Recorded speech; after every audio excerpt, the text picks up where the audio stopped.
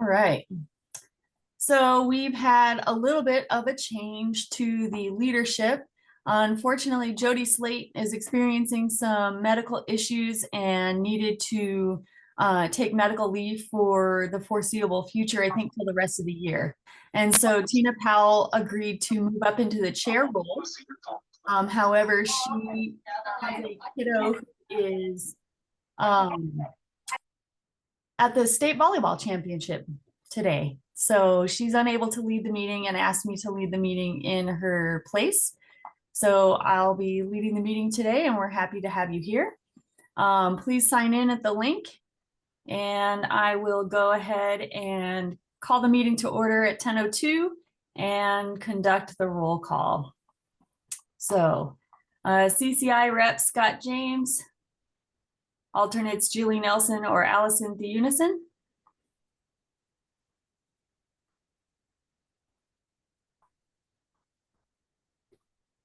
Jeremy Shutback said he would be about 15 minutes late. So when he gets here, I'll mark him here. Cheryl Garcia, accessibility.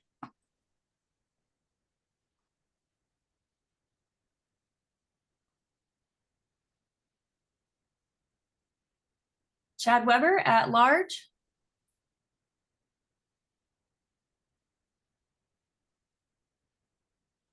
Starting off strong this morning. BESP Tim Kunkelman with Lumen. Good morning, I am here. Good morning. BESP Sean Ward with Intrado. Mary Staples here for Sean for Intrado. Thank you, Mary. ILEC Jeff Winkleman with Lumen. Good morning. Good morning. ILEC Darla Joseph with NNTC. Wireless rep Jenny Santana with T-Mobile. Good morning, Jennifer. I am here. Good morning. Wireless Ryan Hoke with Viera or Mary Graham, I think I saw. Mary Graham's here. Good morning. CLEC VoIP Cindy Hartkop. Cindy's here. Good morning. Good morning. I saw Cheryl join, so Cheryl, I'll go back and mark you present. CLEC VoIP Jay Slater or Erica Stevens with Bandwidth. Jay Slater's here. Good morning. 911 rep Jody Chin with Gunnison County.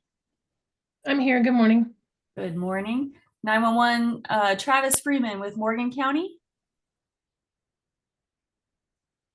911 Cindy Castile with Grand Junction. I'm here. Good morning. 911 Kimberly Culp or Valerie Turner or Tracy Oldmeyer with Larimer. Tracy's here for Kimberly. Good morning. 911 Jackie Reynolds with AdCom. Morning. This is Jackie. Good morning. 911 Beth Dobransky with Eagle County. Good morning, everybody. I'm here. Good morning. 911 Valicia Librand or Caitlin with Sterling.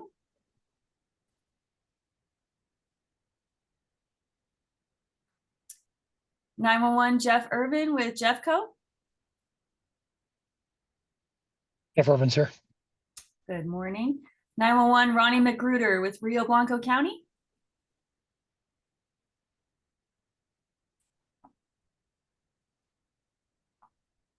(911) Deanie Shin or Shannon with Douglas County. Morning, Deanie's here. Good morning, Deanie. 911 Andrew Dameron with Denver 911. Good morning, Andrew's here. Good morning. 911 Jeff Streeter with Jeffcom or Kevin Biegert.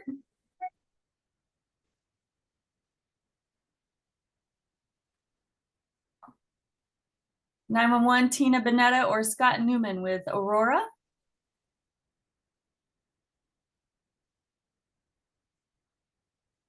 (911 Kathy Rayleigh with Arapahoe County. Good morning. I'm here.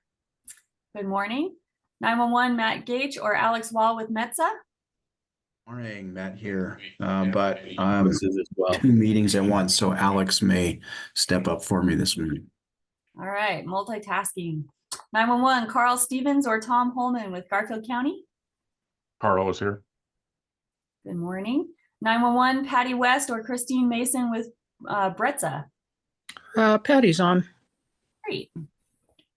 All right, that does give us a quorum and we are all set. All right, moving on to approval of the minutes.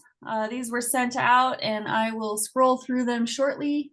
Hopefully everybody got a chance to review the draft minutes, and I forgot to change the date here. So let me fix that real quick.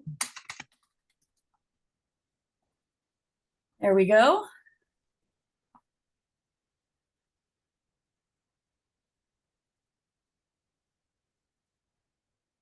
Those are all the standing reports.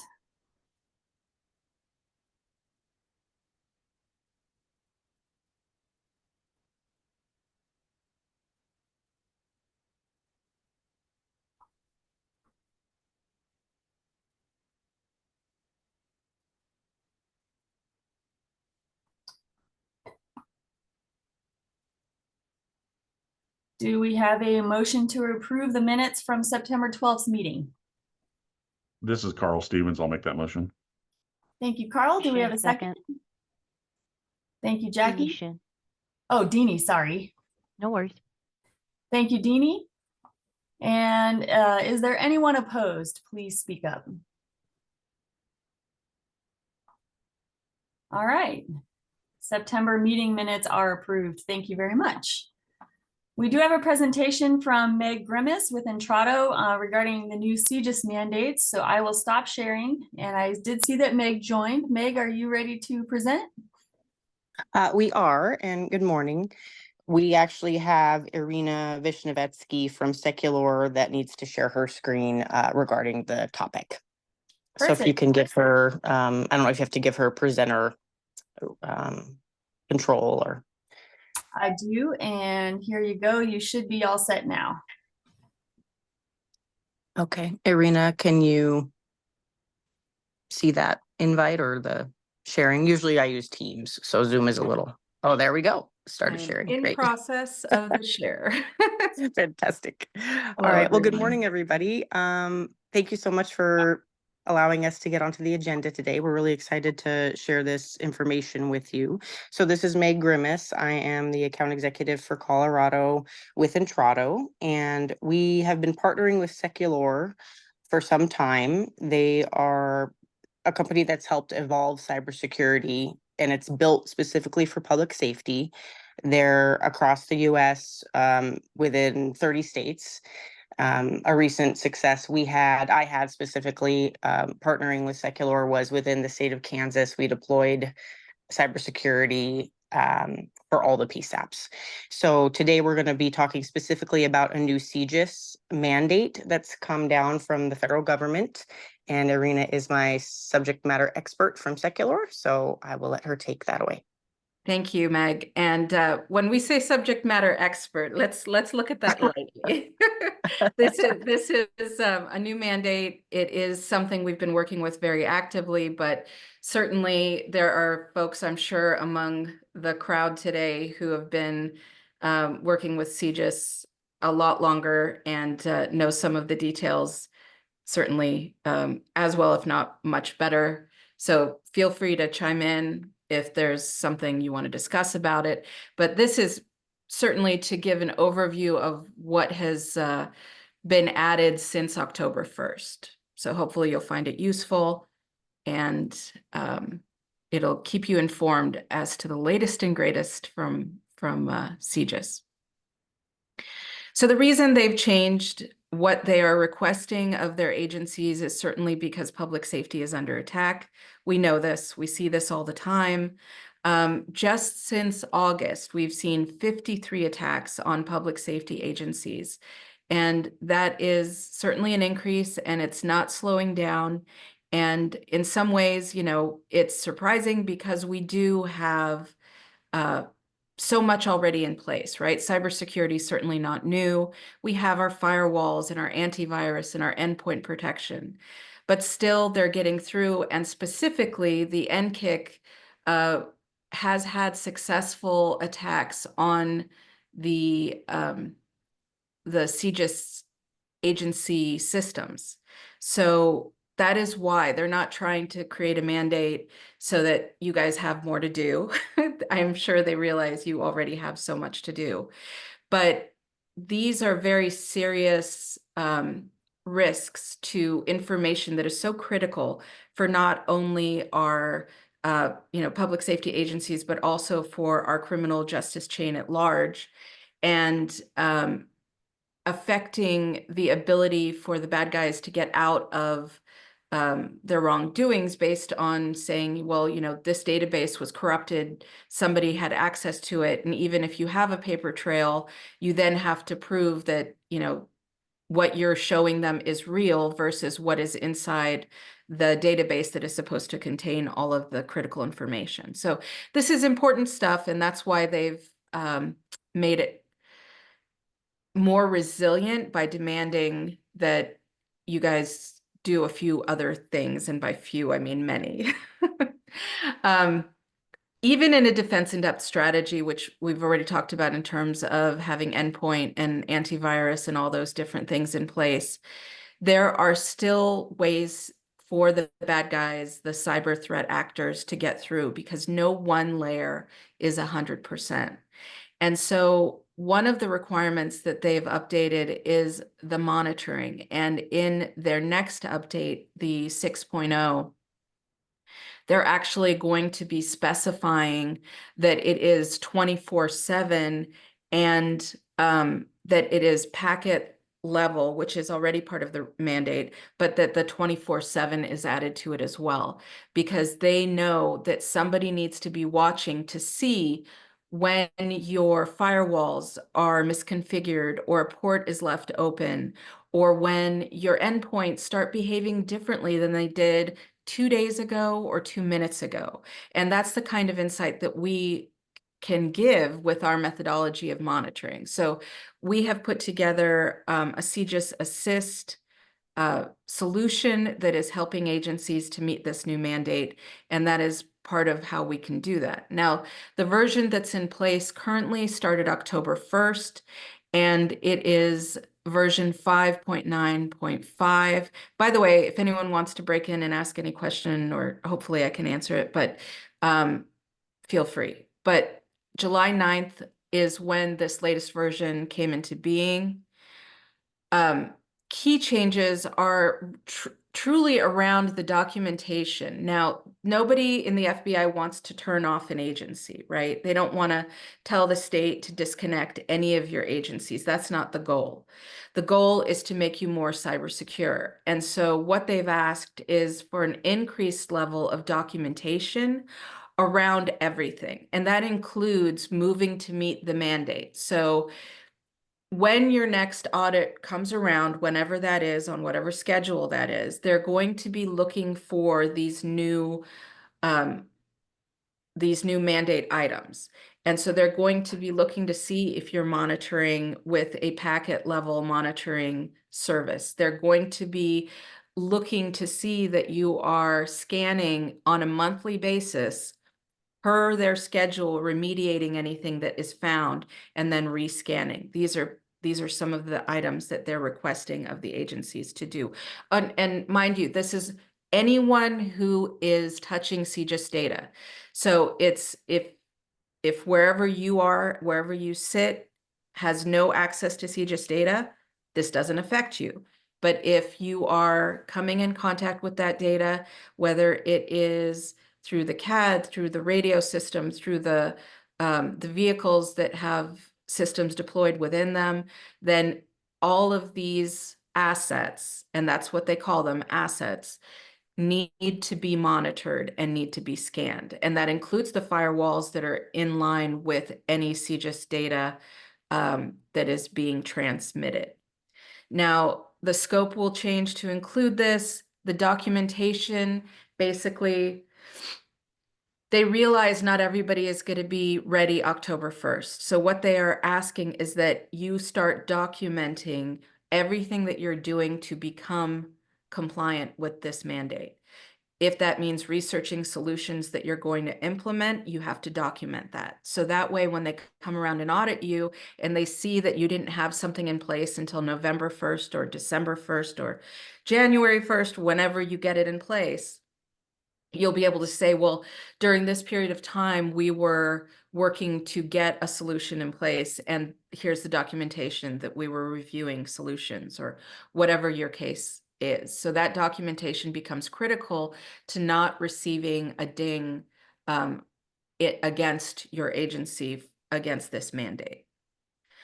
Also, they are asking for new policies around reporting. And this is all pertaining to obviously the maintenance of records around it, but reporting on findings is very important. And then everybody is also going to be asked to have their remediation plans, their incident response plans, and to drill on them. The vulnerability scanning, that is a new component that many of you are likely not currently doing, or if you are, it's probably a different version of scanning than what they are requesting. They want each asset scanned that is in line with that CGIS data. So that needs to happen on a monthly basis. And as I said before, anything found is prioritized based on level of danger to that network. And then it needs to be remediated per that schedule, which we'll go into in a minute. Again, document, document, document, and remediate when findings occur. The nature of the scanning is automated, meaning it's set up to perform the same task for the same assets on a regular basis, and that's part of the requirement. The incident response is pertaining to that plan that they want you to have in place and to drill on that. So that is something that you've probably already discussed. If you don't already have it in place, it's part of this mandate now. And then to have policies and procedures around password creation, around multi-factor, things like that. And that is all part of this new mandate. Now, in the solution that we've created, we've included the 24/7, getting ahead of what is coming down the road for requirements. Now, these are requirements that are already in place as far as the monitoring, but the 24/7 nature in the mandate is coming in the 6.0. We already are there. That's the way we monitor, so it works. We happen to be ahead of the game, so we're kind of overperforming, if you will, with our solution. But it will help you to stay more cyber vigilant, to have that 24/7 monitoring protection. The monthly vulnerability scans, we've actually brought in a specialist in this area, somebody, they're called Tenable. They are renowned for their vulnerability management tools and the way that they do it and the kind of access to data that they get from their scans. That is going to make us hyper resilient by combining the two. And it's also part of the mandate. So you have to have a vulnerability management scan going on in your network that has CGIS data going through it on a regular basis. The actionable remediation and the reporting around that is going to be submitted to the auditing entity when they come around. That is all going to be provided as part of this service. It is US-based, which is part of the requirement, and an active security operations center. Now, this is getting into some of the schedule of the prioritization of the findings. So for criticals, an attack in progress, you're looking at a 15-day turnaround to remediate anything found. In reality, that is way too long. If you have a critical, which is an attack in progress in your network, that needs to be resolved immediately. I mean, we're talking minutes, hours at the latest. You don't want to let a critical loom in your network for days and weeks. That is way too long, but you have up to 15 days in as far as this mandate goes. Highs are basically what could be, with very little help, turned into a critical, right? There's something found in your network that allows a path for the cyber criminals to enter your network. You have 30 days to resolve those. Everything that you do then has to have a scan run afterwards to show that it has been remediated. This is all within the mandate. Mediums and lows, so mediums are 60, lows are 90. This is actually the most interesting one because lows are things like perhaps having cameras that are going to be accessing vulnerable sites because of the nature of how cameras work, or legacy printers in your network, things like that. It's actually going to be harder for you to remediate those. That's where the monitoring comes in. So one of the things that you can do if you can't actually get new equipment, which most of us can't, then you can actually document that you are aware of the vulnerability and you are monitoring it to monitor for any change in behavior so that you can take quick action ahead of something becoming an actual newsworthy event and remediate anything that actually becomes a high or a critical from those lows. Within the solution, we work very closely with existing IT structures. So there are things that your IT teams are already doing. They're managing your firewalls, they're updating your systems. Everything that they're doing, they're going to continue to do. You're just going to add more documentation around what they're doing. And then we help with the items, the intrusion detection and prevention, the vulnerability scanning, and the network monitoring. The capabilities are escalated in what these new mandates are. So even if you are doing a scan, you want to make sure if you're scanning currently that the scan you're currently doing fits the criteria of the new mandate. And the ability to get the reports that you can submit as artifacts to these CJIS audits is going to be a huge component of being ready for these audits and doing well in them. So the reporting is going to be specific, and we've actually met with the FBI CJIS group to show them what we're doing. They asked for a meeting, they wanted to understand it, and they felt that it was more than sufficient for what their intent was with this new mandate. So we have gotten the unofficial blessing of the FBI CJIS group in our solution. The high-level deliverables of what we have put together are, of course, the annual service up to 50 assets off of a single switch or router. So that's a critical component of how these scans will occur, and this service will be offered. The cybersecurity monitoring, security operations analysts, the forensic event logging, that's important for any reverse engineering of vulnerabilities found. So we can actually research the vulnerability to figure out exactly what they've done, what the functionality of this penetration into a network has been, and then remediate it so that it is all clear for your network to keep moving and there's no danger. The monthly scan reports, as we've mentioned, the identified vulnerabilities and then rescans, and the action items that are going to be prioritized based on the intent of this mandate. So that's very important. And the fact that we've been helping public safety for a decade now. We understand all the vendors, how they operate. We've been blessed to go into the networks that we serve by all of the vendors. So that's a huge part of us being able to contribute to the security of the network without causing any kind of stopgaps. The way that we perform this service is through our Cyber DSP, which is a dynamic security platform, and it is layer 2. So it sees the smallest level of traffic as it moves across your networks.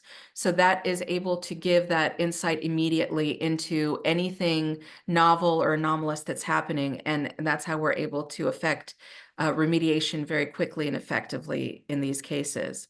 It installs in 10 to 30 minutes. So once you want the cybersecurity, you're able to get it quickly, which is very important.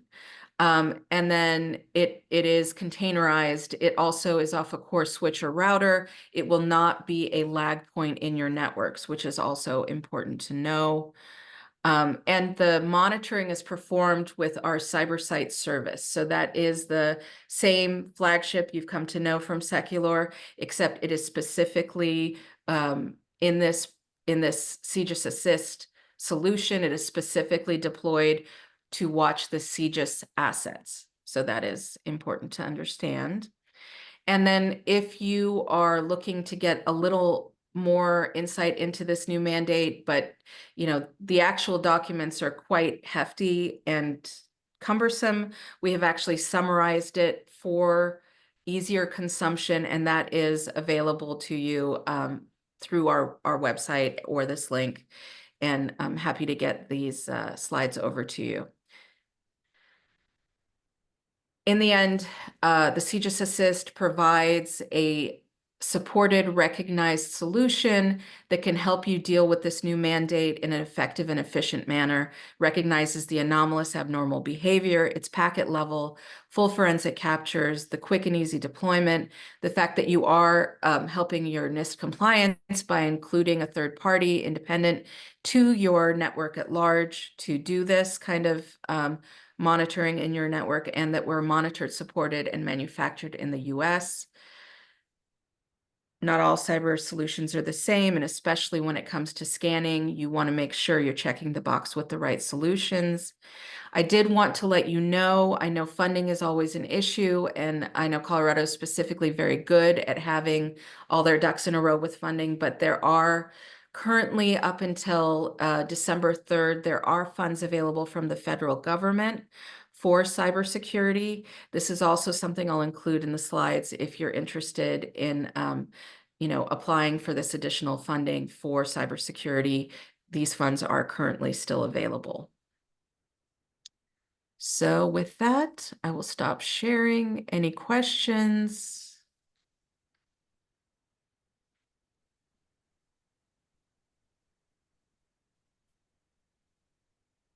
Nobody? Have you guys already dealt with like this? You've already got it in place? Is this the first time you're hearing about it? Like, how is that? Because we've heard different responses from different states about even knowing about this mandate.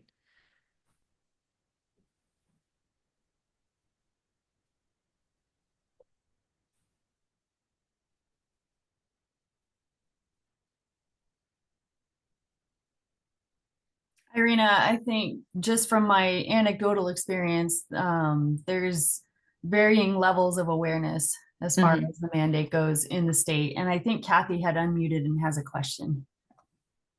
Yeah, sorry about that. I just didn't want to cut you off while you were talking.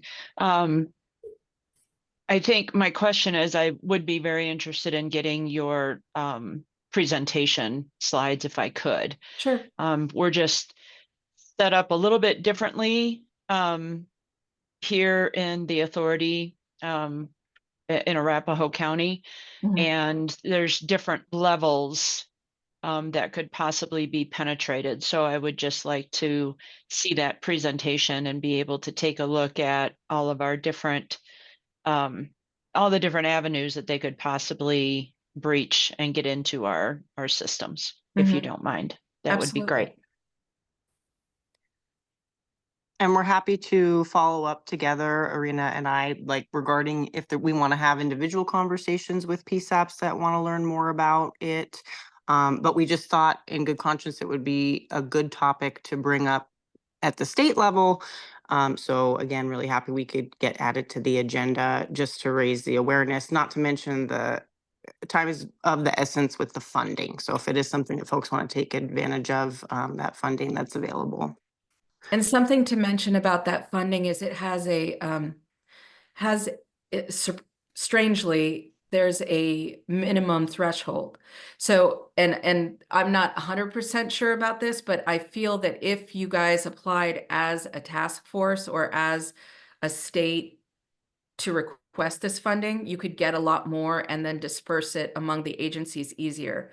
because it may be difficult for some agencies to reach the threshold to even be considered for the funding. It's like 141,000, I believe, is the minimal threshold for applying for this funding for cybersecurity. So that may be something to look at and to consider to go after this together in some fashion.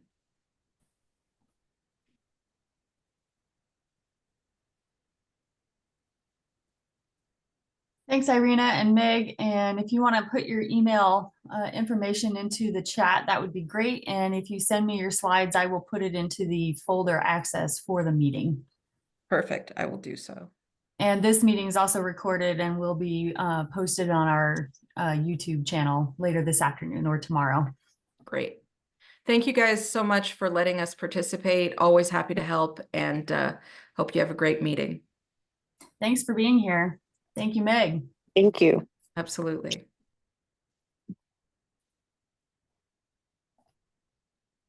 All right. Let me set my window back up. And we are back on the agenda with the standing reports. So let me put those up, make them bigger. And hopefully everybody had a chance to review them. I will scroll through slowly and just see if anybody has any questions on the PUC staff update.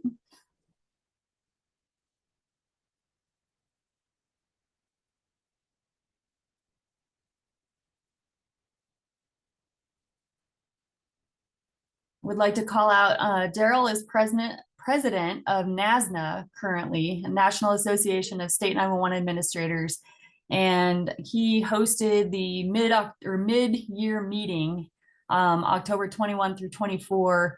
And they had a full week of tour in Denver 911. So thank you, Denver, for hosting the tour. They also toured the FirstNet lab in Boulder, and then had two full days of meetings, including updates from a whole host of Alphabet Soup federal and national partners, and hosted their first ever vendor event. So great job to Daryl for that. And thank you to everybody who came from all over the country to participate. Next up, we have BESP report from Lumen. Tim, did you have anything to add? Hey, Jennifer. Yeah, it's Tim. I did want to just, can't seem to get my camera to turn on. I did want to just highlight a couple of the proceedings that are open. So I wasn't sure if you all were going to walk through those or not, or you want me just to. I can go back up and show it on the screen, and you can sure chat through whatever you'd like. Sure. Thank you. So, we have quite a few filings out there or pending to be filed. So I thought I'd just walk through a few of them real fast, if that's okay. Mm-hmm. So the first couple are around some rules compliance, and so those would be let's see, you have those listed 0486T 23 AL 0486T. So that was the compliance filing for the rulemaking that happened about a year and a half ago or so. And we've reached some settlement on language that has all been approved through the commission process. And so we'll be making a filing in the coming days to comply with that. I think the deadline is November 29th, but we're gonna file that earlier than that. And then the next filing that will come on the heels of that one is 23R0577T, and that is the most recent rulemaking.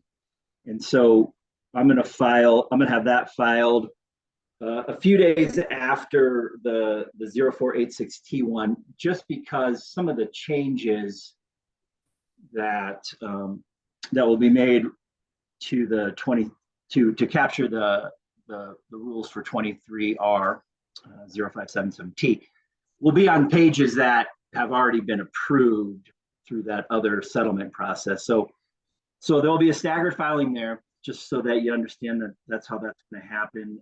Again, that one, based on kind of reading these orders, looks also to be due by November 29th.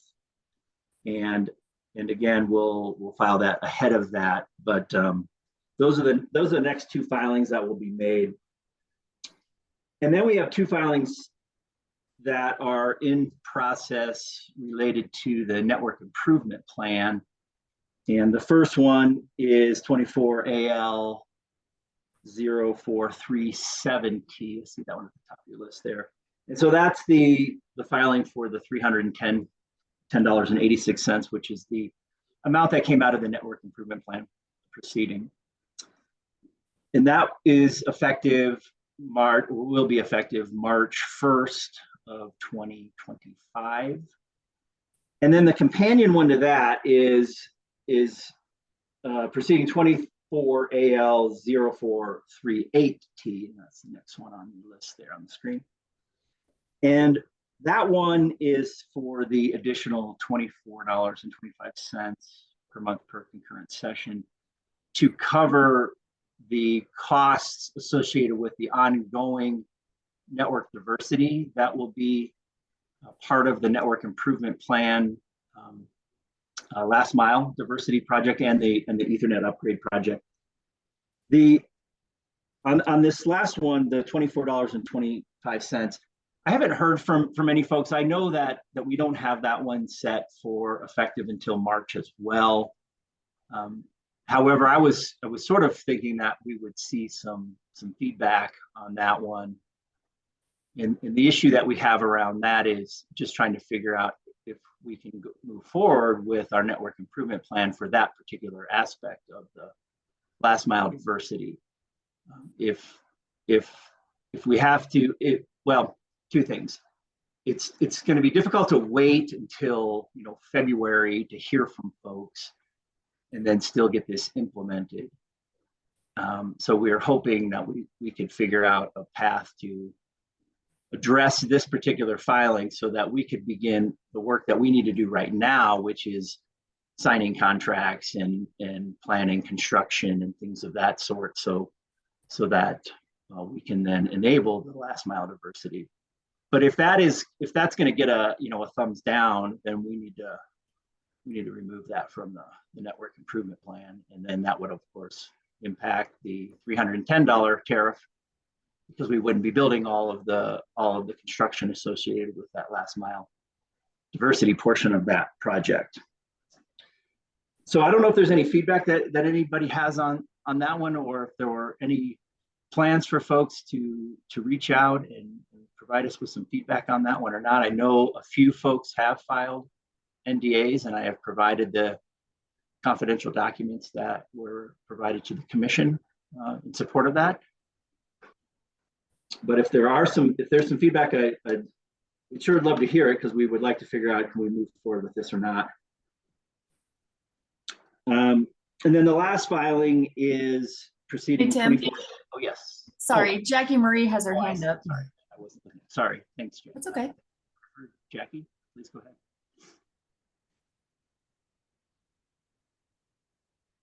Jackie, are you able to unmute? Sorry, I thought I was unmuted. I'm over here yakking away. So on the $24.25, I didn't realize that wasn't like completed. And so I guess what I'd like to know from you is, what do you need from us? Well, I think we just wanted to figure out if there were concerns. Does anybody have questions? Are there issues that need to be resolved with that? That's really what we're looking for. Is this something that we can move forward with or not? And we're starting to, run up against some deadlines to make sure we're moving this forward in a timely manner and achieving the goal of the 2-year build for all of the projects associated with the network improvement plan. Right. So I guess with the 310 being approved, I guess I just thought the 2425 was just part of it and ready to go. So I want to make sure that our groups understand that if Sure. you don't get what you need for the $24.25, you might not be able to go ahead with the $310. Is that what I'm hearing from you? Well, it'd be a portion of it. You know, some of the costs associated with the $310 tariff rate capture construction charges for the last mile diversity connections. Some of those construction charges are going to be done by CenturyLink, and some of those will be done by third parties. But those construction costs are baked into the 310. But if we're not going to build those, then we need to modify that. And yeah, the 24-25 was not approved in the network improvement plan proceeding, only because the ALJ felt that he was not at liberty to approve ongoing charges, which is a little curious since, you know, we have talked about, you know, third-party fiber leases for diversity and things like that, and those would obviously go on for longer than 2 years. So I sort of quibble with that finding, but you know that it's done, so we'll just keep moving forward. But yeah, Okay, the ongoing charges were not approved associated with that proceeding. So what I hear you saying is we do need to file comments based on the 24-25. I would appreciate it. I don't know that anybody has to. I think that's something that is procedurally something that we've been looking at because of the fact that the tariff effective date isn't until March. There aren't any sort of PUC triggers that happen in the near term. They are tied to that date out in the future. So yes, any comments or feedback that folks have, I definitely would like to have it, and we want to make sure we can resolve any of those. And again, the resolution could be that we pull the project, or at least that aspect of the project, and recalculate 310. Okay. So it sounds like you do need something from us as groups here. I would appreciate it, yes. All right. Thanks, Tim. Thank you. Any other questions on that one? I don't have a question. I would just say that I know that this group and the EZNet users group have been talking about last mile diversity for a really long time, going back to even prior to EZNet users group. So it's really a procedural issue for approving the 24-25, in that the project was already approved in the improvement plan proceeding. Right. And like I said, the issue that we have on the CenturyLink side is moving forward with putting this all into place, and signing contracts and things like that with these third parties. And so without knowing that this is going to move forward, the company is struggling to be able to sign those kinds of contracts and plan for that aspect of the project.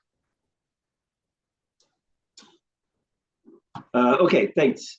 The last one is the GIS text, et cetera, amendment that was filed recently. We did have a meeting last Friday, and that is proceeding 24AL0397T. That's your third one on the list there. And we did have a meeting last Friday. We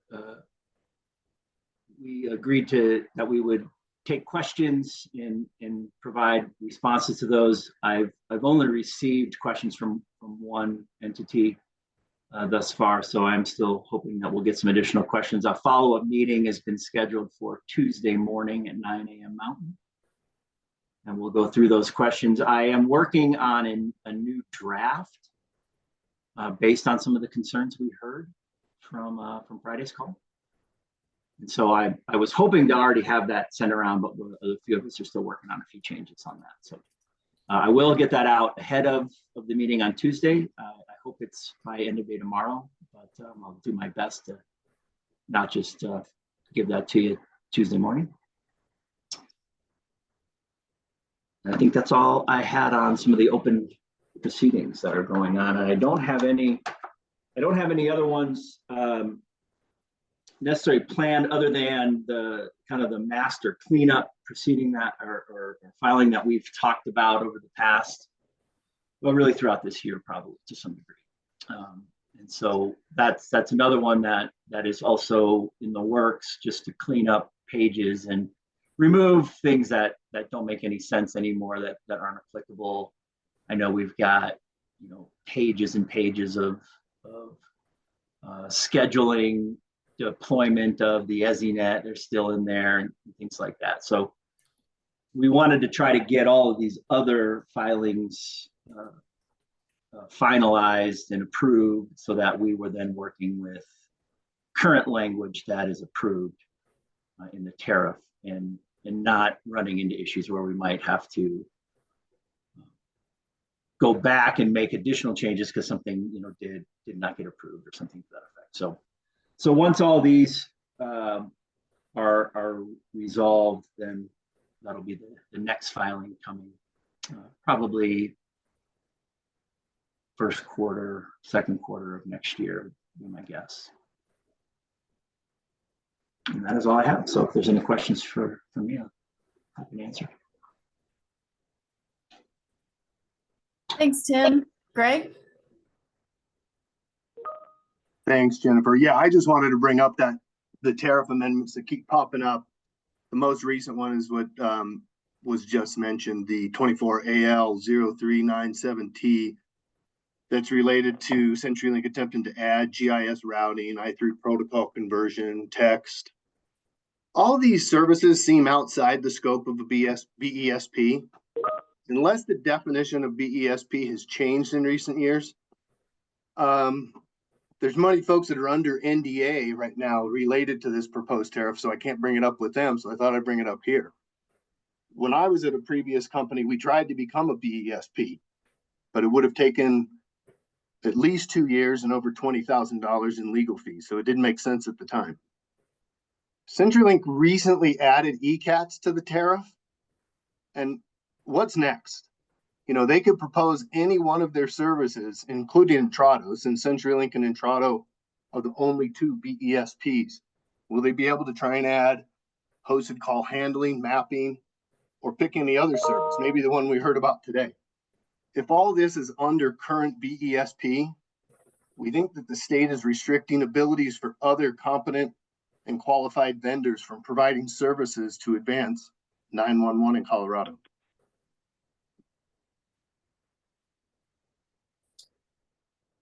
Thanks, Greg. I don't know that, well, I certainly know that the state is not restricting anybody providing services to PSAPs in Colorado, and PSAPs and the authorities are free to contract with anybody they like as far as services go. The geospatial routing is within the EZNet, which is within the BESP authority.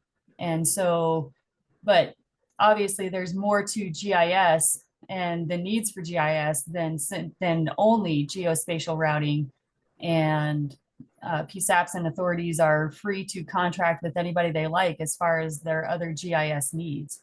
Kimberly, you got your hand up. Thanks, Jennifer. And Greg, thank you for your comments. I would love to see the task force to be an open forum, and appreciate having vendors participate, our partners participate, and give ideas and thoughts. And to reply to Jennifer's comments, I think some of the concerns that have been brought forward is when it's provided by a tariff, and we'll just look at the GIS stuff.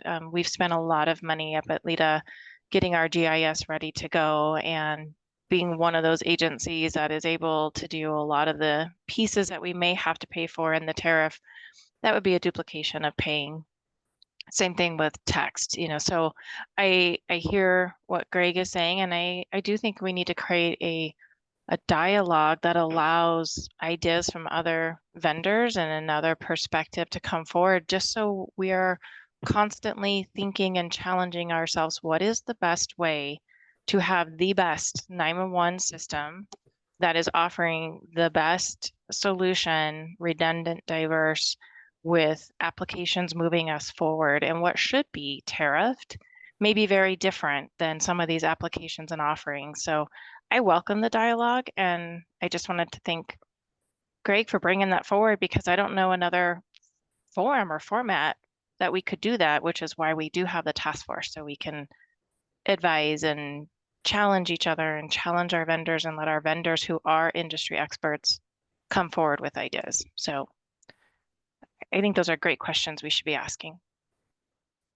Thanks, Kimberly. I agree that this is definitely the place to have the conversation. And Greg, I do appreciate you bringing up your question and concern.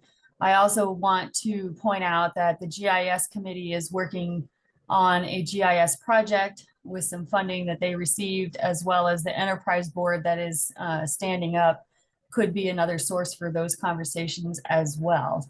Jackie, you have your hand up.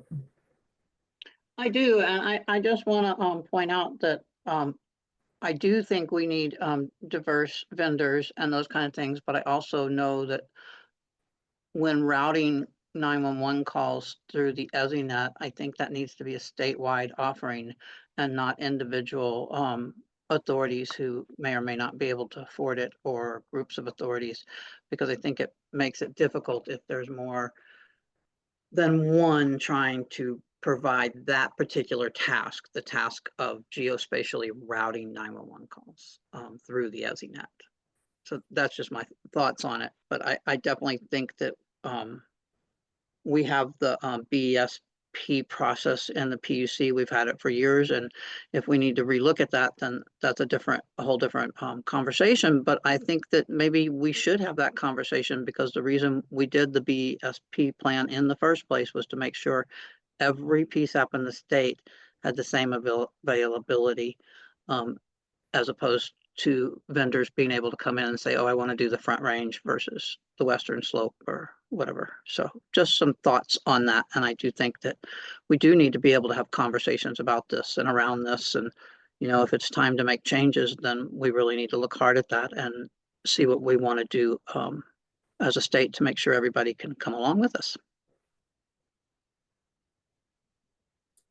Thanks, Jackie. Tim, it's still your floor. Did you have thoughts or comments? I don't have too many. You know, I mean, I certainly understand some of the concerns if, you know, these should be or should not be in the tariff. I think the idea is that this is how we put these on the EZINet and move closer to standards that we want out of this particular service and platform. But you know, some of those decisions aren't necessarily up to me. Greg, did you have any follow-up? No, I'm all set. Thanks, Jennifer. Appreciate it. Thanks so much. Anybody else have questions or thoughts or comments? This is Matt. I think I would second Jackie's statements in the sense that the next generation 911 core services ought to be provided along with and part of basic emergency service, however that happens. Thanks, Matt. Kimberly?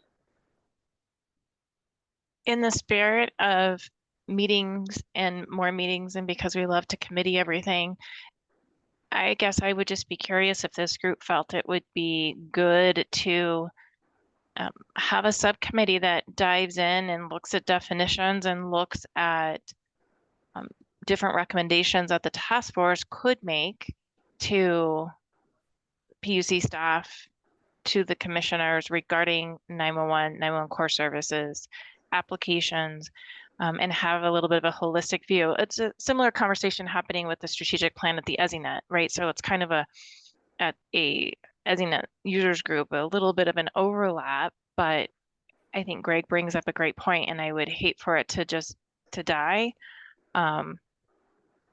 So I would love to see perhaps a subcommittee to pull stuff together, or deferring it over to the EZINet users group to have a subcommittee, and maybe that's better where it's placed there. So I can make that recommendation and see what Kathy thinks maybe.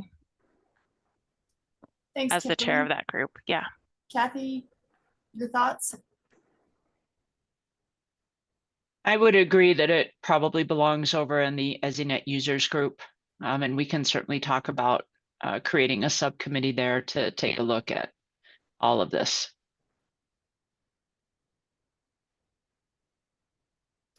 Thanks, Kathy. I know that that is some conversation that's been going on in the strategic plan group. And I know that the EZNet users group or that strategic plan group is working on wrapping up that work. And so we'll hear more about that as they get ready to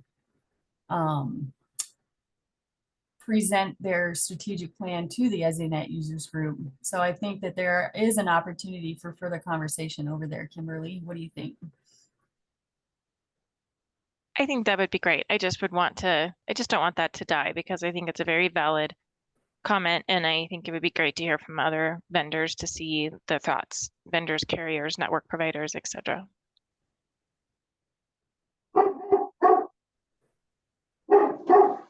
You have agreement from the dog.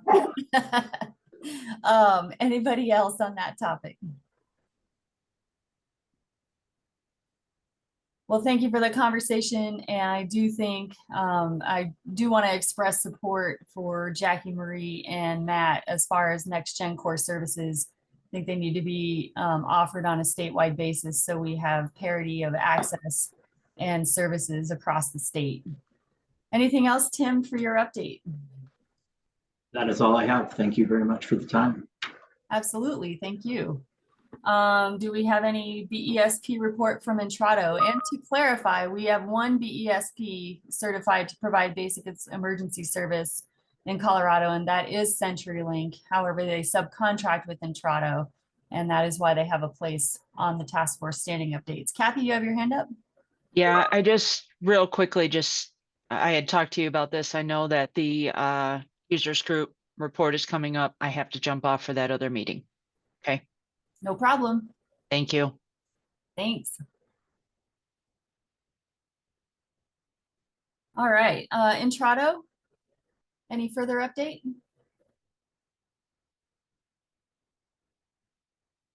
Okay, moving on to bylaws committee. Kimberly, do you have anything to add? No, I do not. Thanks.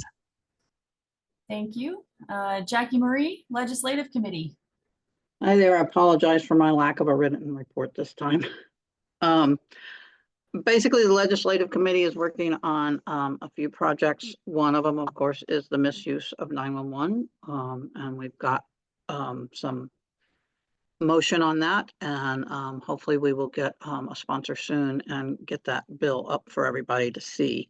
The other one we're working on is the idea of masking addresses for public safety employees, i.e. that their information is not public. And we talked about that. We're working on a draft. However, we're also waiting for other groups who may want to add their names to that, such as election workers and that kind of thing. So those are the two major things we're working on right now.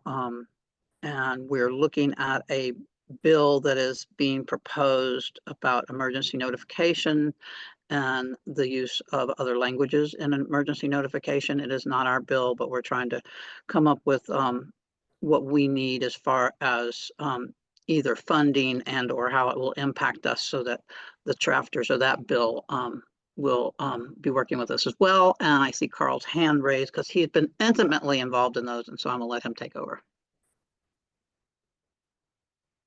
Sorry, I didn't mean to interrupt you. I just wanted to let you know that our lobbyists did talk to the original sponsors of last year of the firefighter bill about the addresses online, and they are interested in bringing that back up for dispatch. Awesome. Thank you, Carl. And the group will continue to work with whomever brings it up, or but we'll make sure that we try to get emergency specialist, sorry, communication specialist, emergency communication specialist, these new terms that I'm trying to get used to. But yes, we'll make sure that they are definitely included in whatever bills come forward on that aspect.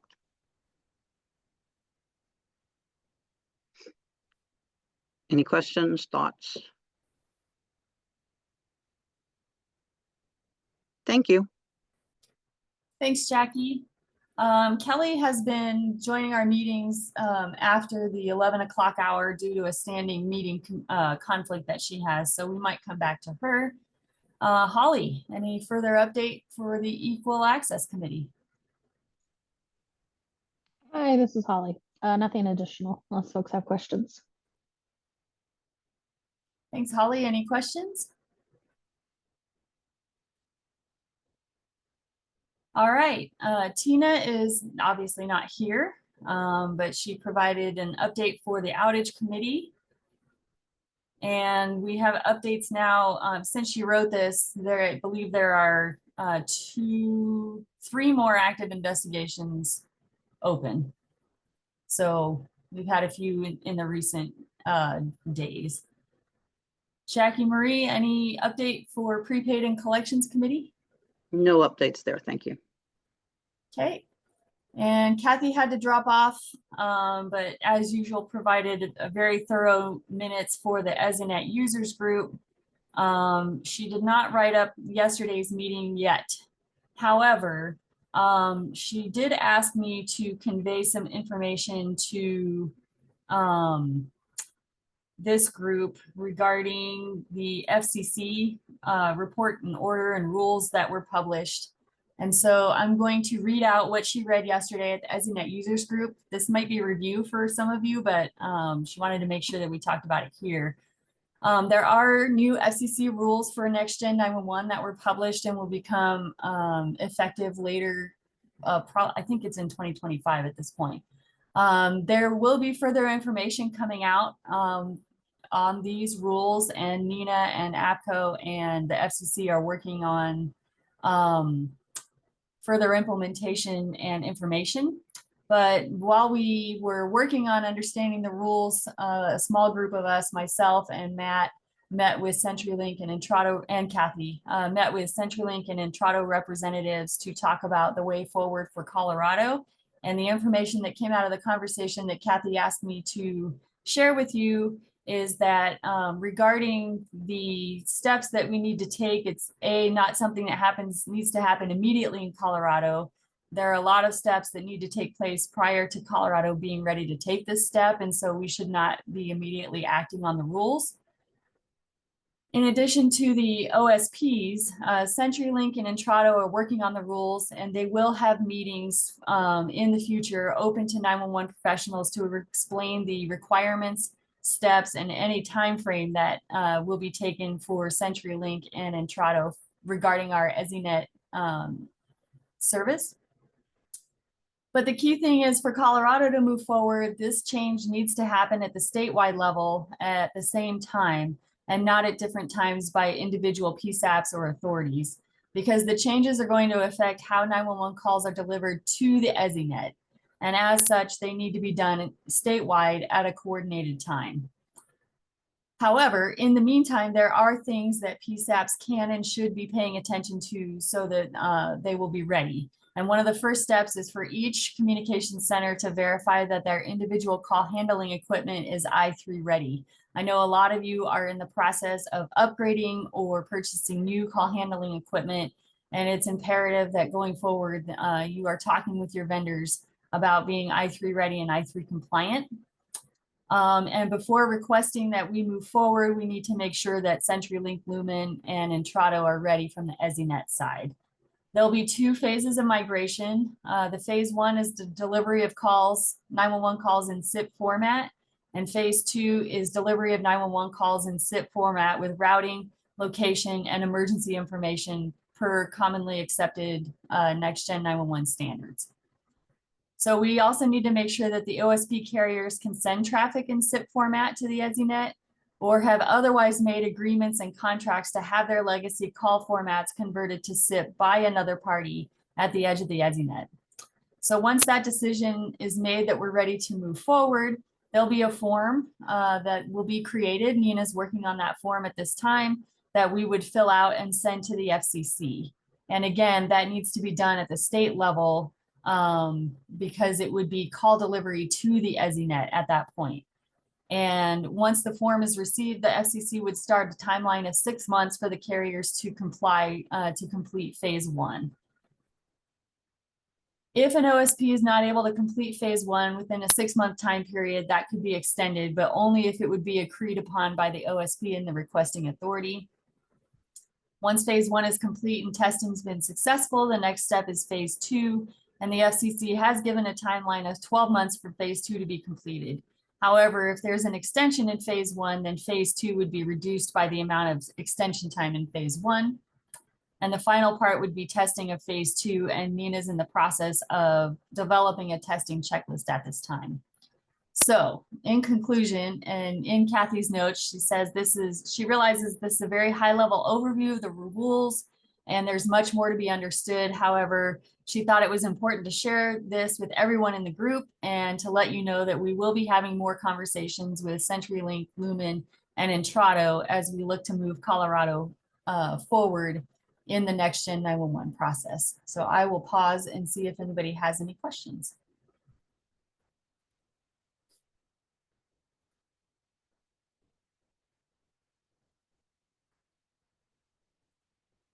That was a lot.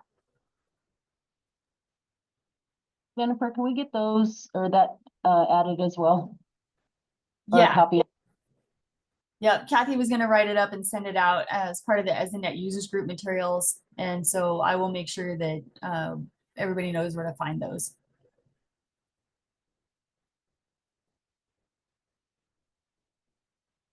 Anybody else? This is Jackie.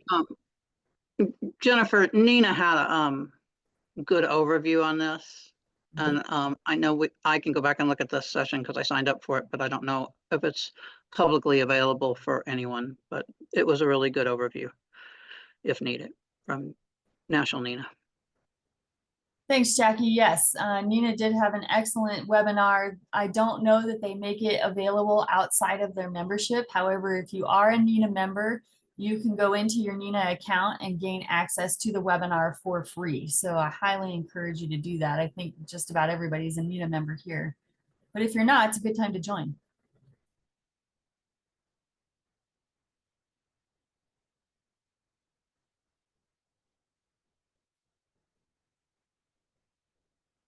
All right, moving on. Matt, GIS committee. There's really not a lot to add regarding the GIS committee. There's a new, if you haven't seen the email that we sent out, there's a new NINA NG911 GIS data transition. I guess we would call it a standard, but really it's an informational document. It helps explain and expand on what you'll find in the NG911 GIS data model and the NG911 CLDXF standard as well. There have also been some emails sent out about opportunities to get some education about these topics as provided by some vendors. And I would encourage everyone to study those standards and maybe attend some of those webinars or have your GIS partners do so. Thanks, Matt. Any questions for Matt?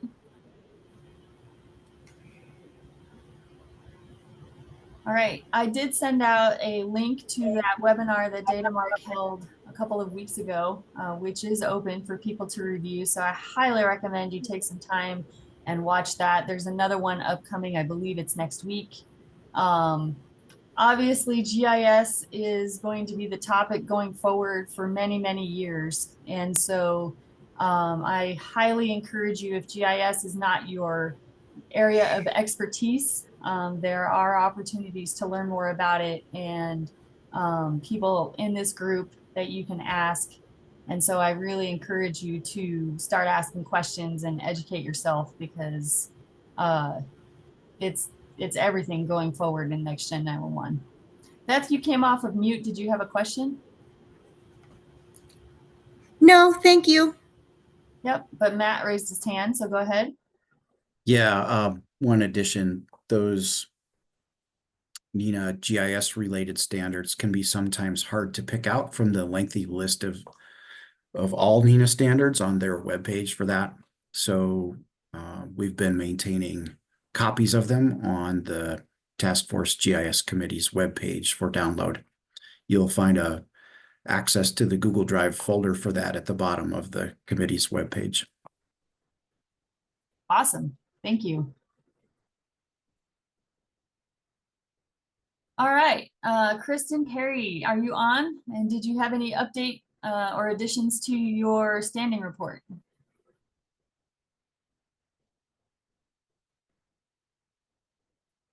Okay, moving on. Deanie, did you have anything to add to your standing report for PSCS? Further.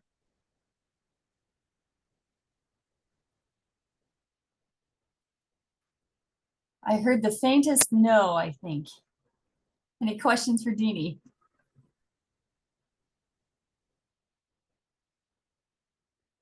All right. Did not get an update from the SWIC this month. Connie added some updates for Division of Fire Prevention and Control and the Resource Center. Connie, do you have anything to add? I do not. And does anybody have any questions for Connie?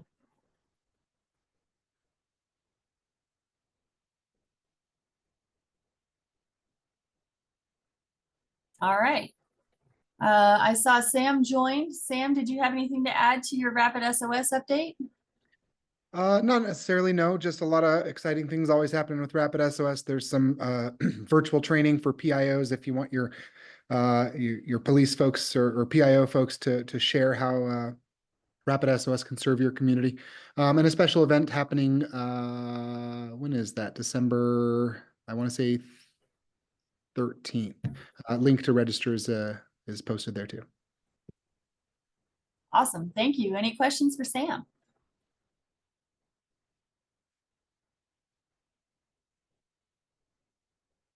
All right, I don't think CJ is on, but this was called out in the Resource Center update as well as CTSI. We have started, or we will begin re-recording the ENP study groups with updated ENP information. And the first one starts tonight at 6 p.m. All of those study group sessions are on the task force calendar. And we encourage you to join if you would like to get your ENP or if you just want to learn more about 911 and what is taught in the ENP study guide. We have 13 sessions on the calendar that go through the end of February, and they are open to anyone and everyone. So we highly encourage you to join us. They will be recorded and archived on the Resource Center website that will replace the ones that were recorded 10 years ago. So the more the merrier, and the more questions, the better. So we ask you to join us. Also, 2 of the members of the CTSI are working with members of the Equal Access Committee to develop a video showing the call path from 911 call inception all the way through responder arrival from the point of view of a PSAP. So they're moving forward on that project and really excited about it. Kimberly, did you have any update for CCOA beyond what you've got? No, I don't have any updates this month for the task force. Thanks. Any questions for Kimberly? All right, that concludes standing reports. Let's go ahead and take a 10-minute break before we dive into old and new business. We will come back at 11:25. Thanks.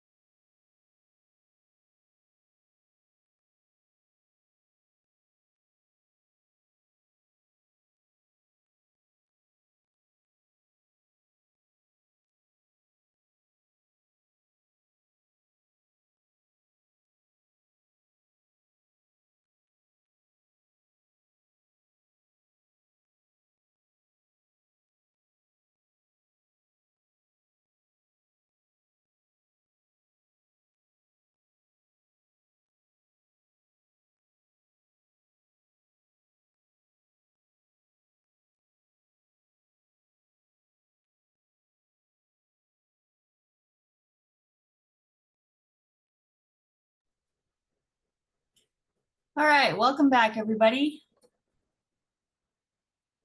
Moving on to our agenda. Does anybody have any old business that was not captured on the agenda?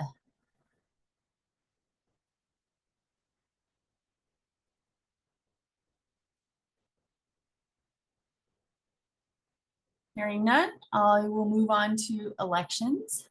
So we have our bylaws state that we need to have elections every year for voting members whose terms are expiring. And we had sent out a list of those. Hold on, let me make this bigger.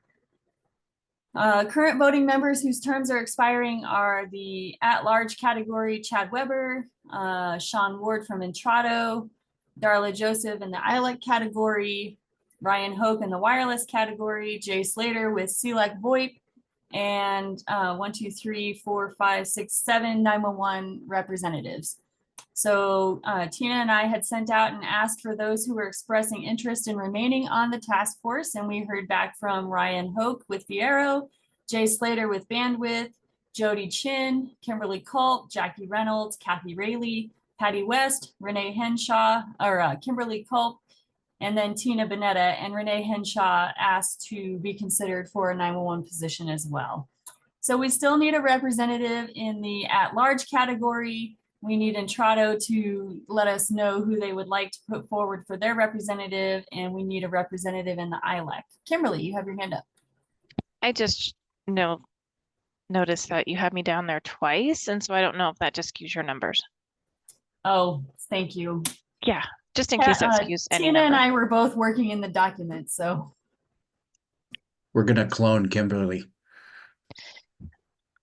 Are we going to do a nice one and an evil one? There you go. Thanks, Kimberly. Appreciate that. All right, so at this point, I would like to open the floor for nominations for an at-large category member. And does Entrado have someone that they would like to put forth for a name for their BESP? And we also need an ILEC representative.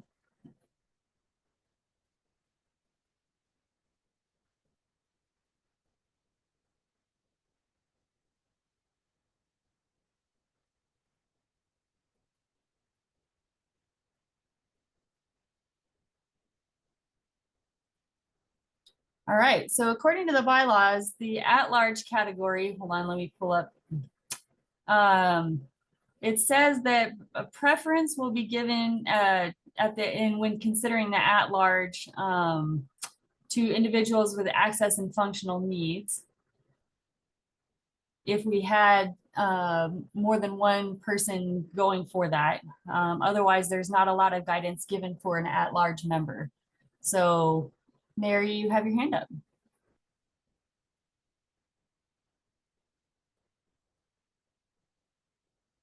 Mary, are you on mute?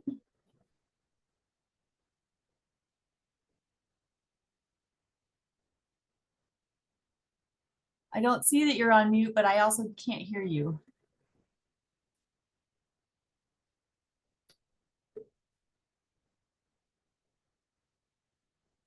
Are you able to type in the chat instead?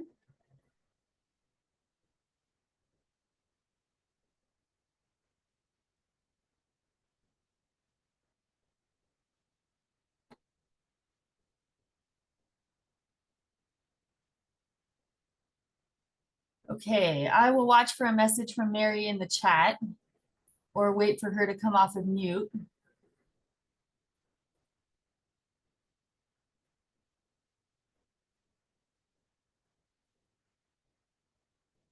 And we have people join, so I will just reiterate, we're looking for nominations for an at-large member, a BESP for a representative from Entrado, and a representative in the ILEC category, as well as we have 1, 2, 3, 7 people interested in 911 positions. Is there anybody else who's interested in becoming a voting member in the 911 slots?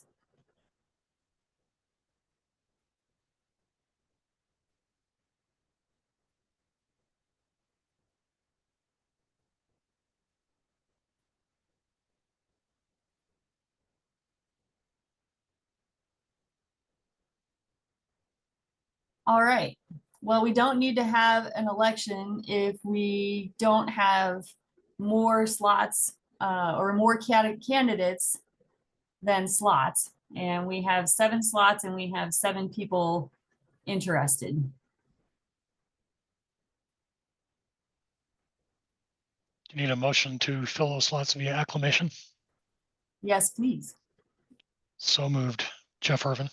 Matt seconds. Thank you, Jeff. Thank you, Matt. Is there any further discussion? And any opposed, please signify.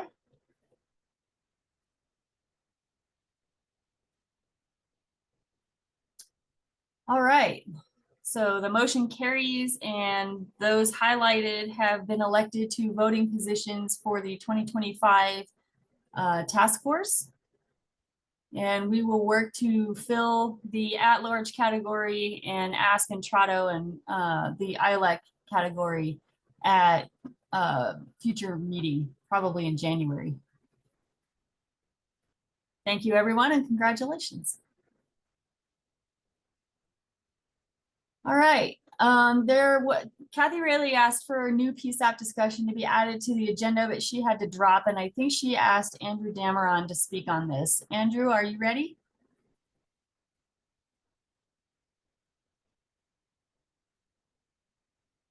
Oh, well, I don't see Andrew on the list anymore. However, Kathy is rejoining us. Kathy, not to put you on the spot, but we are at the new PSAP discussion and I don't see Andrew. Are you ready to speak on that? Sure. Sorry, I was still connecting to audio.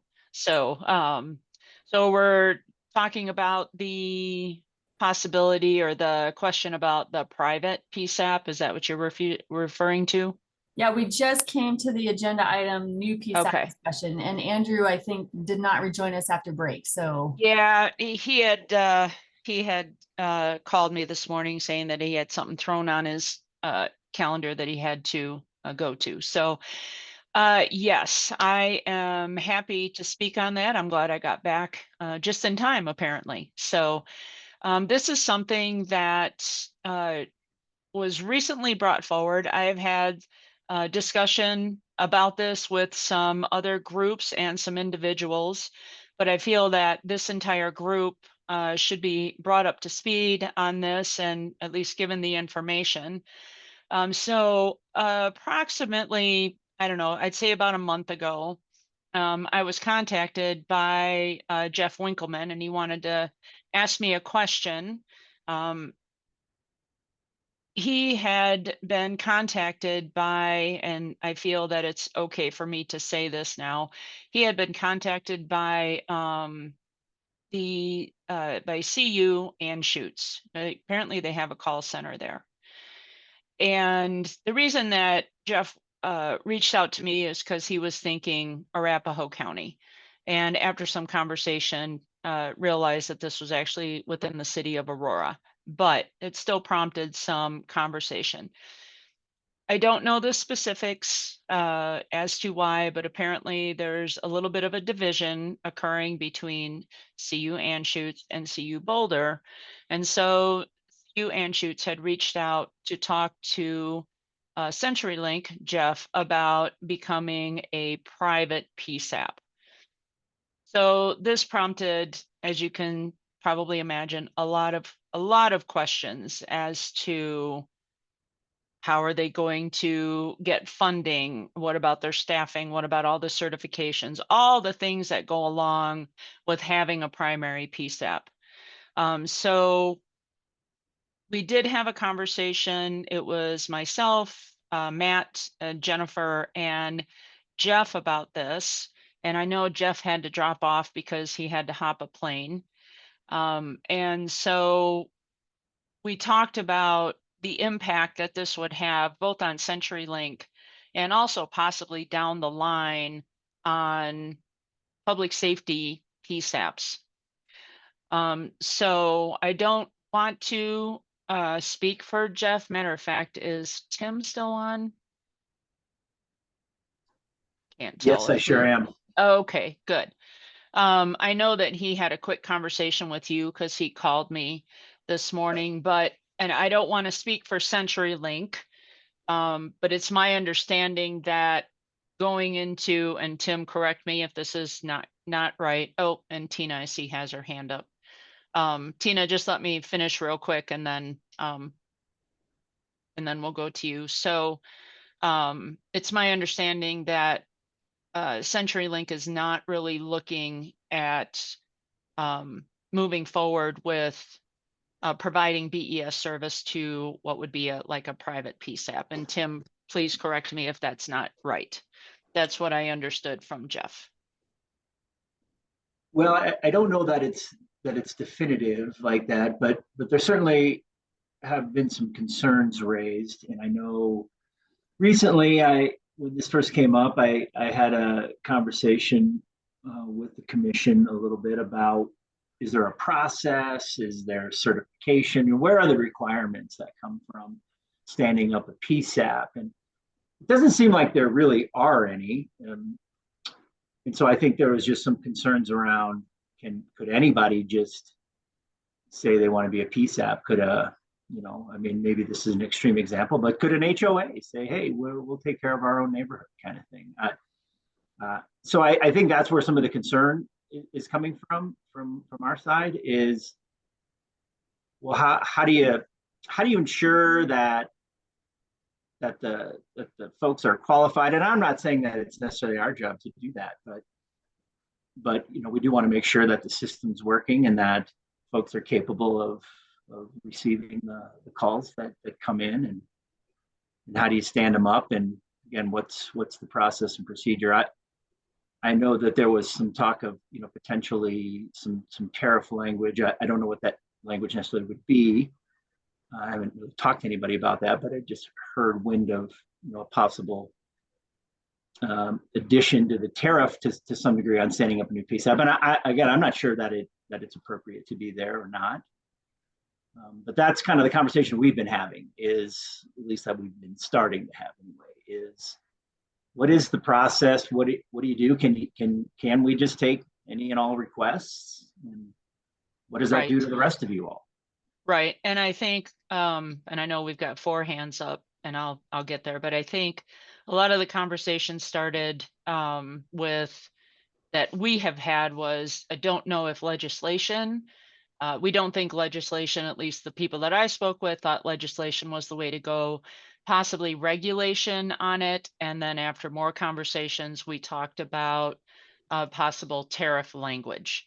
So with all that said, I don't want to keep these folks waiting. I'm going to go with Tina, who I think had her hand up first. Good morning, everyone. So just to add some more clarity and context to the scenario, because when I was first made aware of it, I obviously felt a sense of alarm, especially because that entire area, the campus is, obviously that is a state facility. And, they do have the precedence of having communications and local or campus police for either of those, for any of those campuses. And so I think that what was happening with CU Anschutz really had nothing to do with adversity or conflict with any other campus. What the situation was, and as I understand now, because I facilitated a meeting with them and with all of our stakeholders, is that they were looking to upgrade their system because they had more of a traditional PBX system, and they wanted to join the EZNet because they wanted to be able to capture Annie and Allie information when they received a transfer. Because they were on a 10-digit line, they were not able to receive any of that information when a primary PSAP maybe forwarded a call to them for handling by the CU Anschutz Police Department. So it was really led by IT. It was not, this was not driven by the communication center or the police department, but they were looking at this as more of a solution to fix a problem and not understanding that there are options for an answering point, and perhaps as a secondary to be able to join the EZNet and then be on the platform and allow for more ease of transfer of calls for service. So once we understood the problem they were trying to solve, we were able to guide them in a less in a less involved way, that they were able to meet their needs without disrupting the workflow and then unintentionally creating delay in response for Aurora Fire Rescue, for EMS, because those services cross over onto their campus. And so a lot of stakeholders are involved. So with that said, what I can tell you is that after our meeting, I'm confident that that is the direction that they're seeking. And what I would have to offer to this conversation is, I do think that I know there needs to be a formal process in place that allows for, if there is an interest, whether it's public, private, state, whatever it is, if it's crossing over into an existing service territory, that there has to be a formal process in place that evaluates what that introduction does to call flow, to response flow, and the impact that has on all of the involved stakeholders prior to there being any effort or procurement of systems to facilitate that. And that's what I'm a proponent of. I think that what this has done for me is illuminate that missing formal structured guidance. And because it has a fiscal impact on all existing PSAPs in the state, there has to also be a process for the timing of if something like that is introduced. And because we all have to be able to understand how the introduction of a new PSAP impacts our call volume.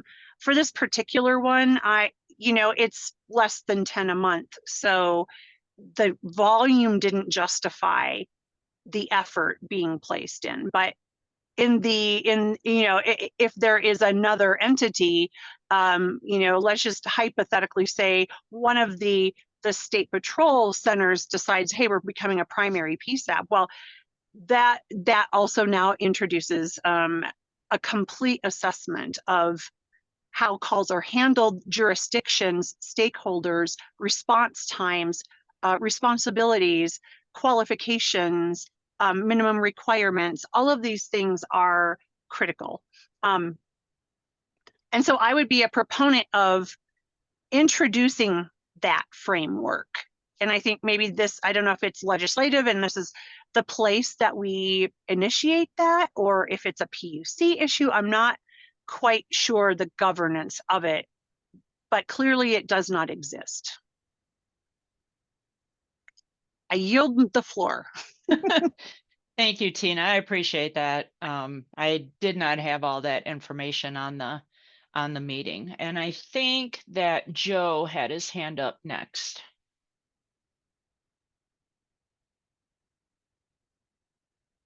Joe, if you're talking, you're muted. No, I was trying to find where the unmute button was. So Brett's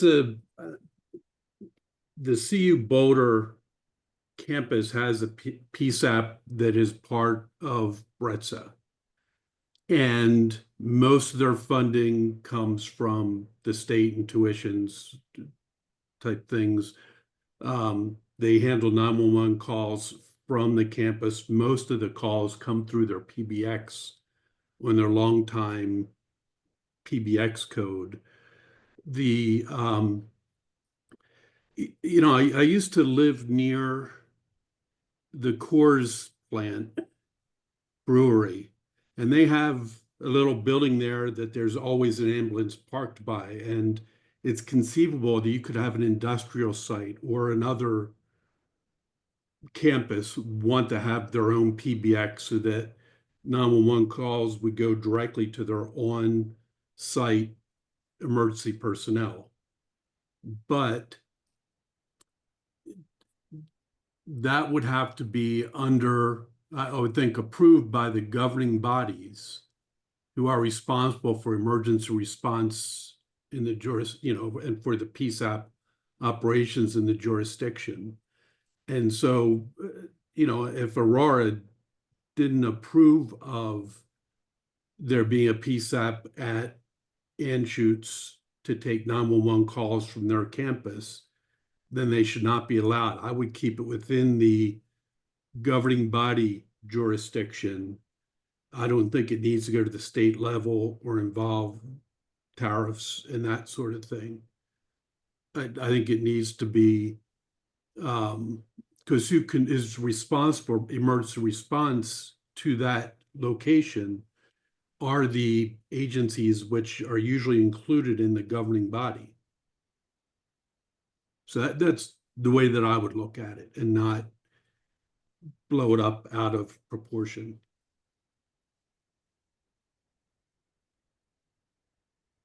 All right, thanks, Joe. Kimberly, I think you were next. Thanks, Kathy. And Tina, I just think that was such a great way to handle that through conversation and diplomacy and working with them of what they're trying to accomplish. So I appreciate the added conversation.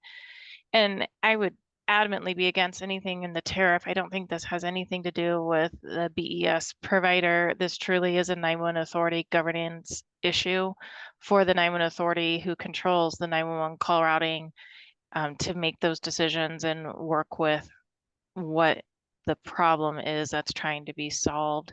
What we're talking about is a private switch 911 system, and that is exactly what we do at CSU campus. Is they only take 911 calls from that campus area. But if somebody came in independently wanting to stand up and reroute 911 calls, the LEDA board would not allow that because we are that 911 governing board.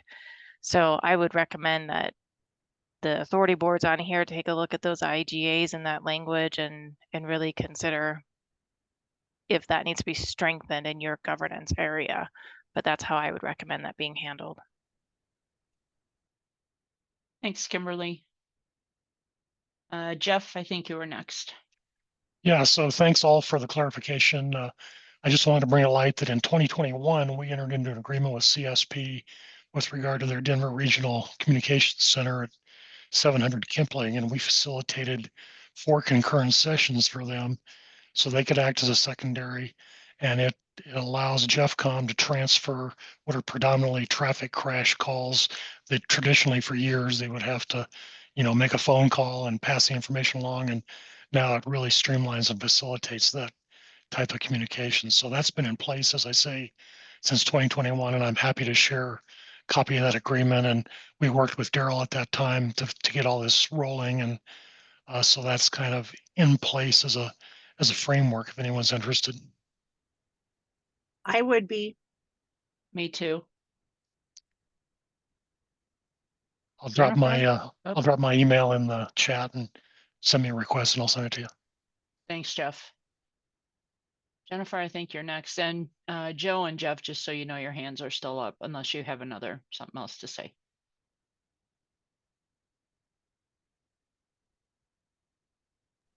Dang mute Go ahead. button. Joe, did you have something else to say? No, I was just going to tell you you were muted. So there are, just so people aware, there are a number of statutes that somewhat touch on this topic. And there are a number of references in the current tariff that somewhat touch on this topic. I think that they're good definitions, but I think that there's also loopholes that could be gotten through if there was an entity that wanted to stand up their own PSAP. And I can share these statutes out, but a lot of the statutes have to talk or have to do with governing bodies as far as what a governing body definition is, and that provisioning of basic emergency service are fundamental purpose of governing bodies and their PSAPs. And the tariff has several references to what a customer is and the requirements of 911 in terms of they must be able to answer all 911 calls 24 hours a day and so on and so forth. having said that, I think that this is a good conversation for us to have going forward, as well as determining what is the process and do we want a statewide process for standing up a PSAP or not? And this is the perfect place to talk about that. And Matt, I would expect Matt to join in because he was instrumental in tracking down and putting together in an organized fashion a lot of the statutes because he was involved in writing them. Go ahead, Matt. Sure, I think it's outstanding that the discussions that were held, the meetings that were held, the getting down to the need and collaborating and cooperating on solutions, both with Anschutz and the others that were described. But I feel like this does illustrate or bring to light the fact that there is no limitation on who can purchase basic emergency service. There appears to be nothing that limits it to, say, for example, governing bodies only being able to purchase basic emergency service.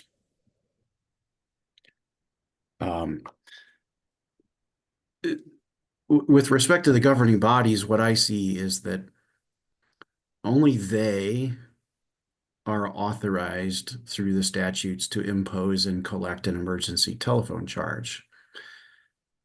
But that's only the funding side of it.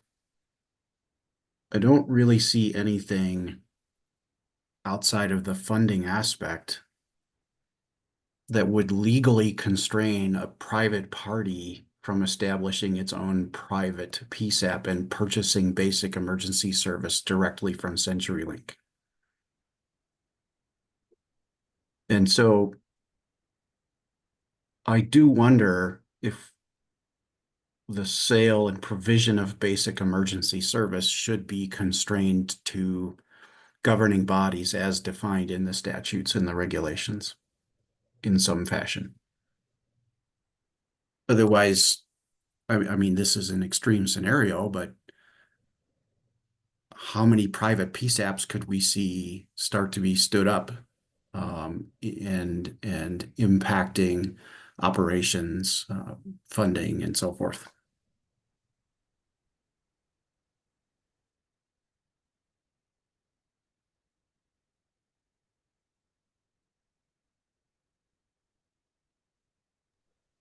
Kathy, are you still leading or do you want me to?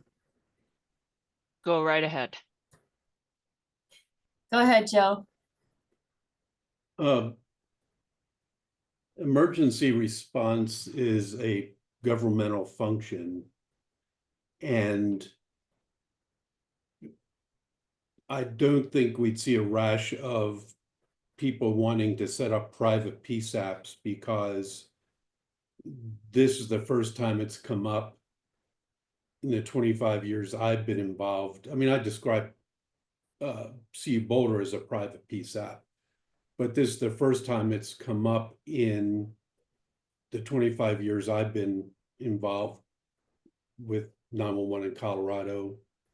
And it's a state entity which has governmental immunity to some extent. And I just don't know it's worth us trying to anticipate a parade of horribles that we need to start writing statutes for issues that haven't arisen. And if they were to rise, I'm sure it would be as in this case that the BESP would say, what do I do? Can I provide to these people? Do I have to provide to these people? And we'd resolve it. I'm not suggesting statutory changes, but I do feel that after a fashion that the BSP is sort of currently asking that question. What do we do if this comes up? Thanks, Matt. Tina, you had your hand up? Yes, I just wanted to take a moment to agree with Matt on this. I don't know that what we want, and even from my own perspective in moving through this, I felt the same way.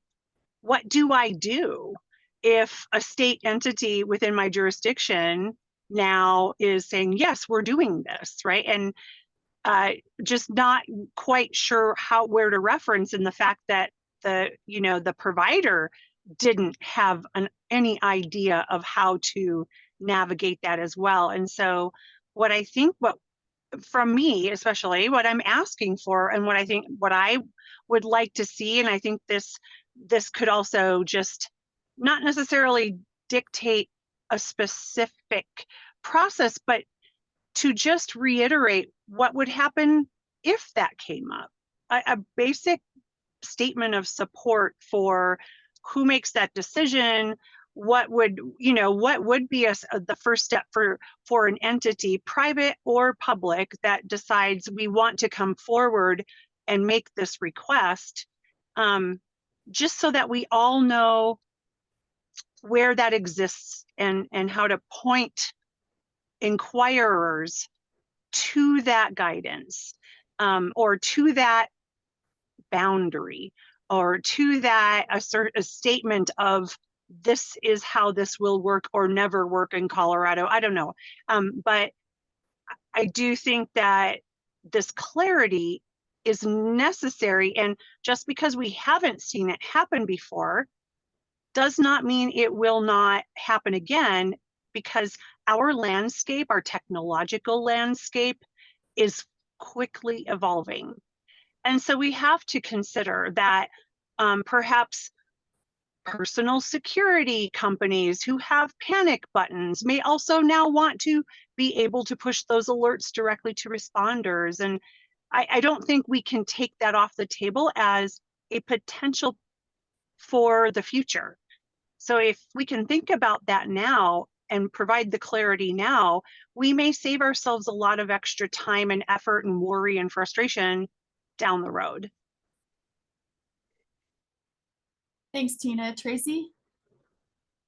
Adding to the conversation, don't forget to look at the federal requirements. And in particular, there's a 47 CFR section 9.5 that I think would be relevant, Tina, as you consider this. So go one step higher in the overarching governance to the federal, existing federal regulations.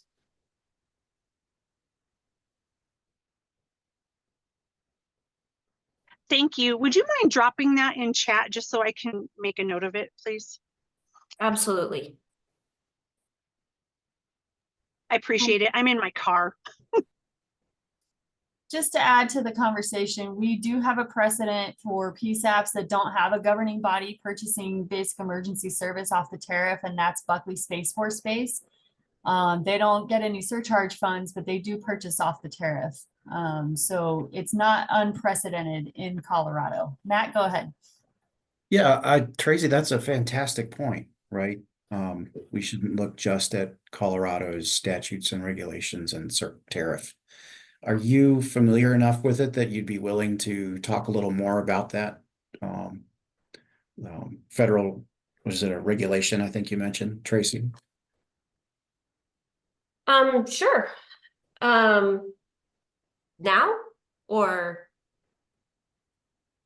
Yeah, is there a sort of a Cliff Notes version of?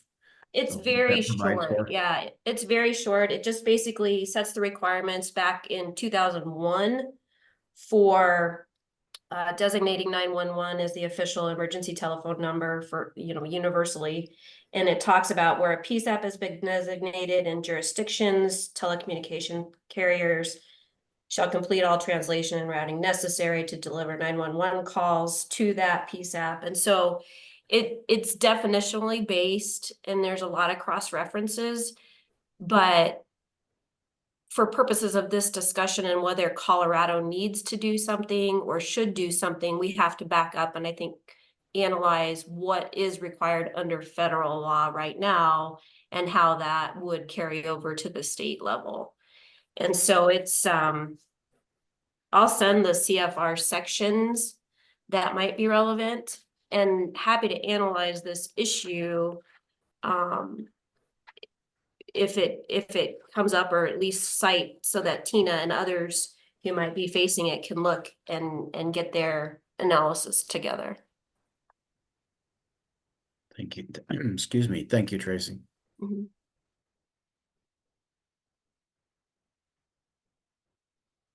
All right. Obviously, this is going to be a topic of discussion going forward, so I'll make sure that it becomes a item under old business for January's meeting. Any other thoughts or comments? And Matt, your hand's still raised. Don't. I really appreciate the level of conversation and discussion on this, and thank you to Tina and those who engaged with Ann Schutz to figure out what their needs were. All right. Moving on the agenda, was Andrew able to join us again or no?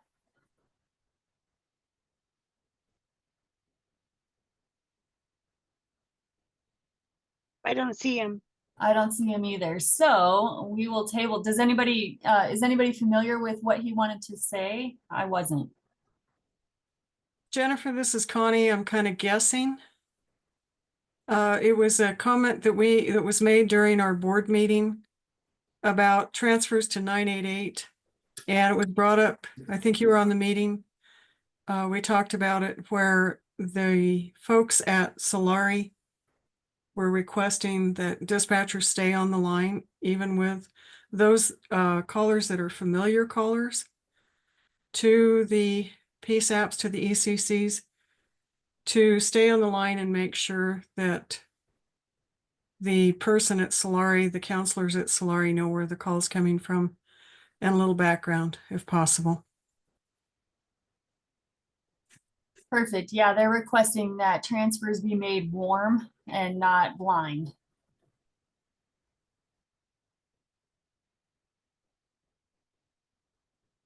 Thank you, Connie.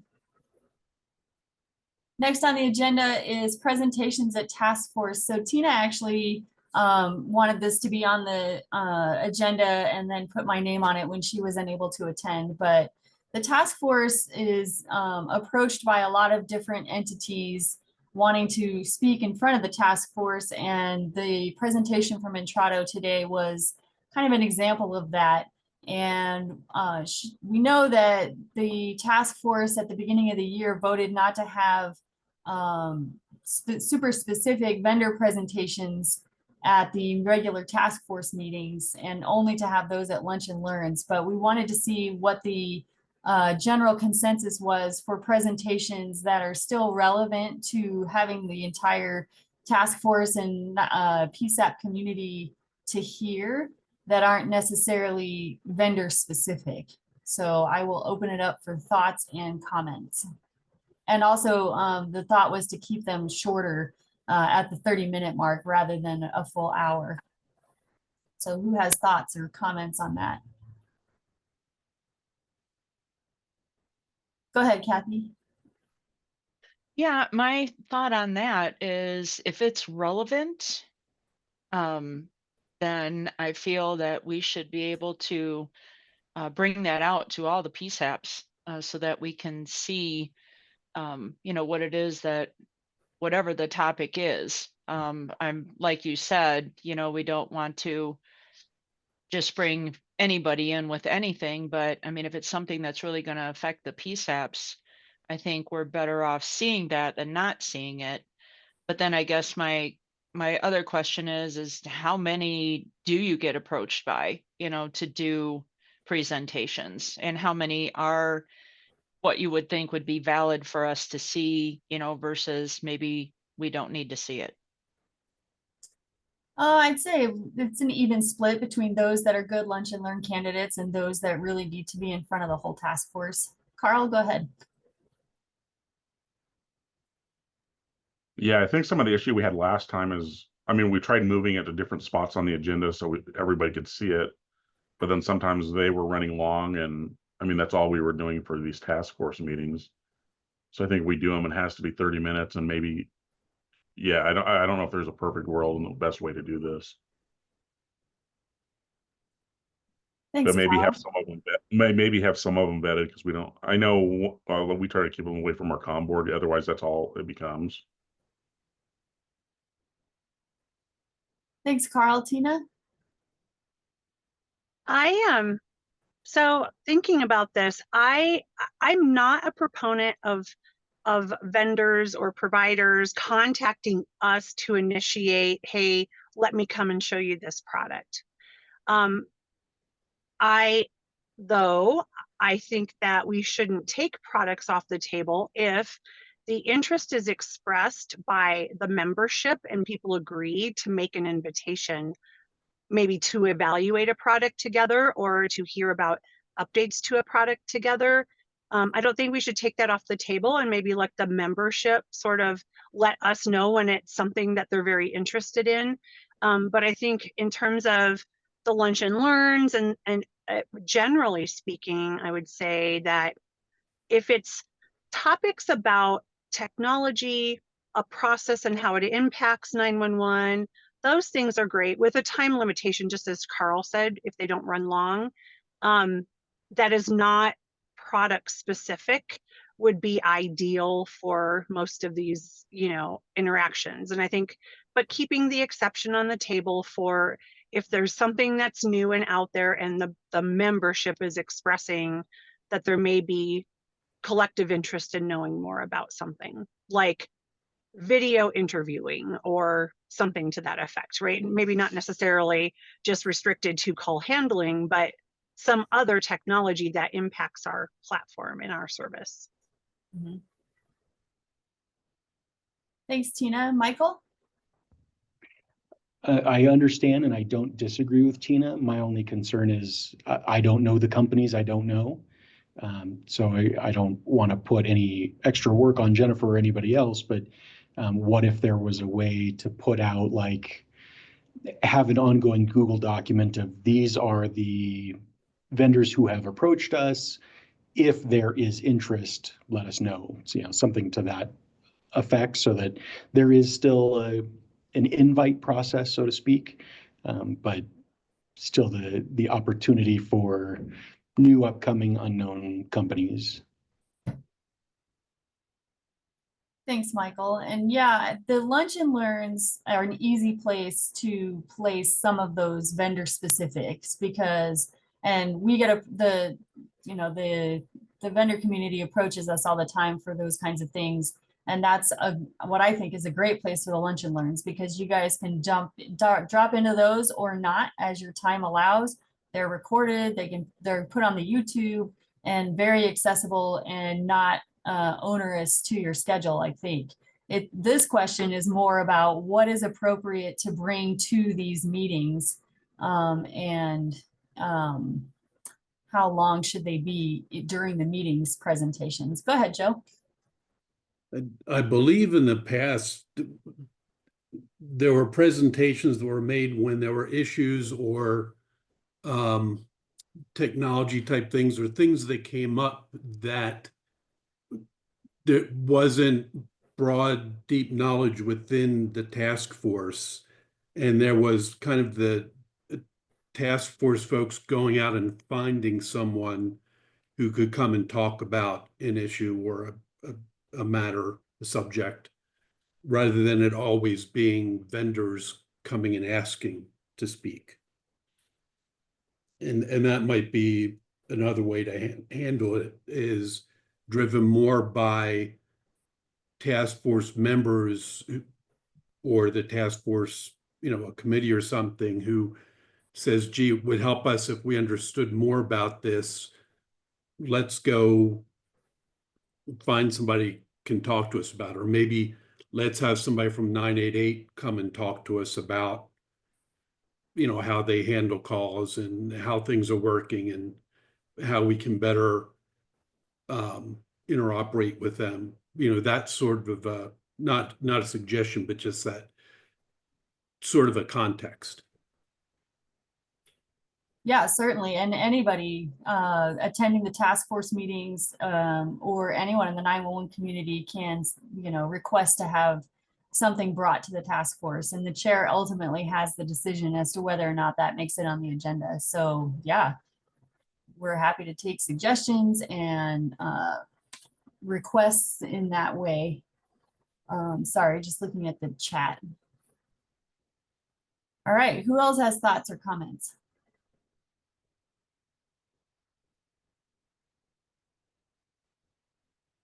So what I'm hearing, just to recap, is to kind of take it on a case-by-case basis, and in determining whether to put it on the task force meeting agenda, evaluate whether it is of benefit to the entire community and keep it short. Is that generally the consensus? Sounds right to me. And I like the idea of a Google Doc, and I'm happy to put that on there so that people could make suggestions or requests in that format as well. So I will run that by Tina as chair and make sure she's okay with that. And if she gives the thumbs up, I can happily put that into place. That sounds reasonable. I'm thinking back on this. A long time ago, presentations were at the start of the meeting, and there were similar feelings about the time spent on that versus applicability, and so they were moved to the end of the meeting. So folks who weren't interested didn't have to sit through it. It really is, like Carl said, a dilemma. Well, at the time we had them during the lunch break in the meetings, but a lot of people would leave. Mhm. And that wasn't really very good for or considerate of the people who are coming to make a presentation. But it's also telling, right, Yes. about people's interest in and applicability in the vendor presentations. Yeah, the other thing is at the end of meetings, if people have to get back when we were meeting in person, if people had to get over the mountains or had other meetings to get to, Mhm. that's also a consideration.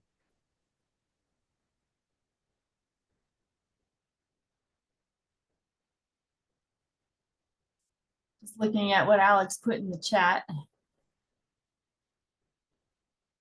And yes, I don't think any of us are interested in having the task force become a showroom or a sales floor. So thank you for that, Alex.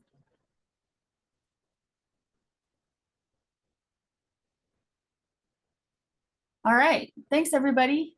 I am going to table the task force reports to the January meeting because that's really a conversation that the chair and the vice chair should be involved in. And the last thing I had on the agenda was the Road to Zero grant program that information about came out from the 911, the National 911 office. And I thought that it would share this, of course, but it doesn't. So let me just stop sharing and reshare. I wanted to make sure everybody was aware of this. One, if you aren't signed up for emails from the National 911 office, I highly encourage you to do that. And two, there is a grant program open called the Road to Zero Community Traffic Safety Grants. And I know you're thinking, well, what does that have to do with 911? However, there is a good amount of money available in this grant program funded by NHTSA, and they support projects and research to improve roadway safety and working toward achieving zero traffic fatalities. And some of what 911 does falls under post-crash care and safer people. And both of those are broad categories. And there are projects that happen in the 911 space that would fall under the criteria for these grants. For example, post-crash care includes EMD software and other like early notification for responders or communication programs with field responders could all fall under post-crash care. Same thing for safer people. So I think Jody and Gunnison, Hinsdale County won a similar grant proposal. I won't put her on the spot. If she wants to speak about that, she's more than welcome to unmute. However, I wanted to make sure that you guys were aware of this grant money and aware of the opportunity to take a look at that to see if if some of the projects that you're planning might fall under this grant process. Jody, you're more than welcome to unmute if you'd like to. Yeah, no, I'm happy to talk about it. We were awarded the federal Safe Streets grant. Basically it was a collaboration within our entire county. The grant that we received was actually very, very large. As far as the county goes, it's to improve the Highway 135 corridor between Gunnison and Crested Butte due to the significant amount of traffic collisions and fatalities we've had in that area. So it's a big multi-agency piece, and we were able to work with the county to get in both an EMD software upgrade for our center, as well as improving communications within that area by funding a new radio tower in the CB South area. And so those were the two key takeaways that the 911 center got out of that particular grant that was awarded. The rest of it's going to be for traffic safety that they're going to work with CDOT. Unfortunately, they're going to stick a roundabout on the highway at some point, so that's fun. Also expensive. There's going to be some different signage type stuff. But yeah, we were able to put that in and get that covered because we could prove that it improved post-crash care along the Highway 135 corridor. So it worked out really well for us. The county did most of the work on the grant. We were just able to supply the things that we needed and the costs and the projections for the project. So awesome. Thanks, Jody, for that information. So does anybody have any questions for Jody?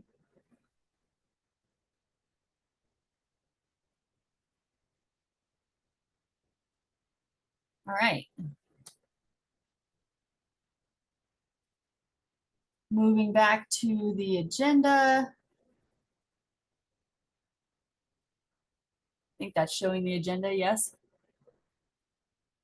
But there's nothing else on the agenda except for future meetings. So our December Lunch and Learn is held in conjunction with the Colorado NINA APCO Awards Party and or awards ceremony and party, December 4th at Motorola's headquarters in Westminster at 11. So please plan to join us for that in person. I don't know if we will have a virtual opportunity or not. I'll do my best to set that up.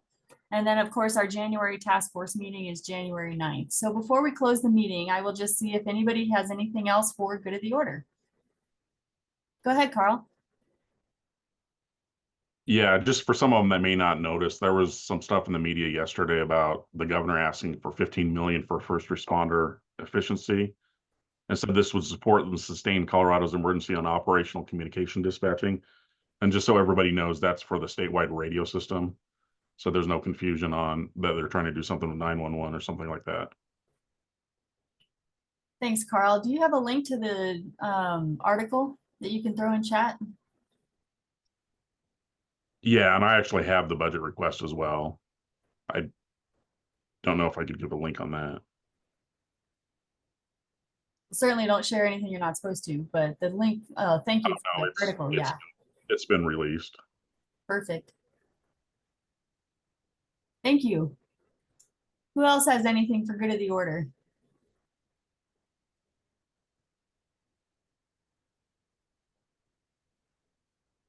All right, I really appreciate the robust and spirited conversations we had today. Thank you everybody for all that you do and everything that you work on. I hope you have a wonderful Thanksgiving and excellent holiday seasons. Be safe, and we will see you again in January. Thanks, everyone. Happy Thanksgiving. Take care.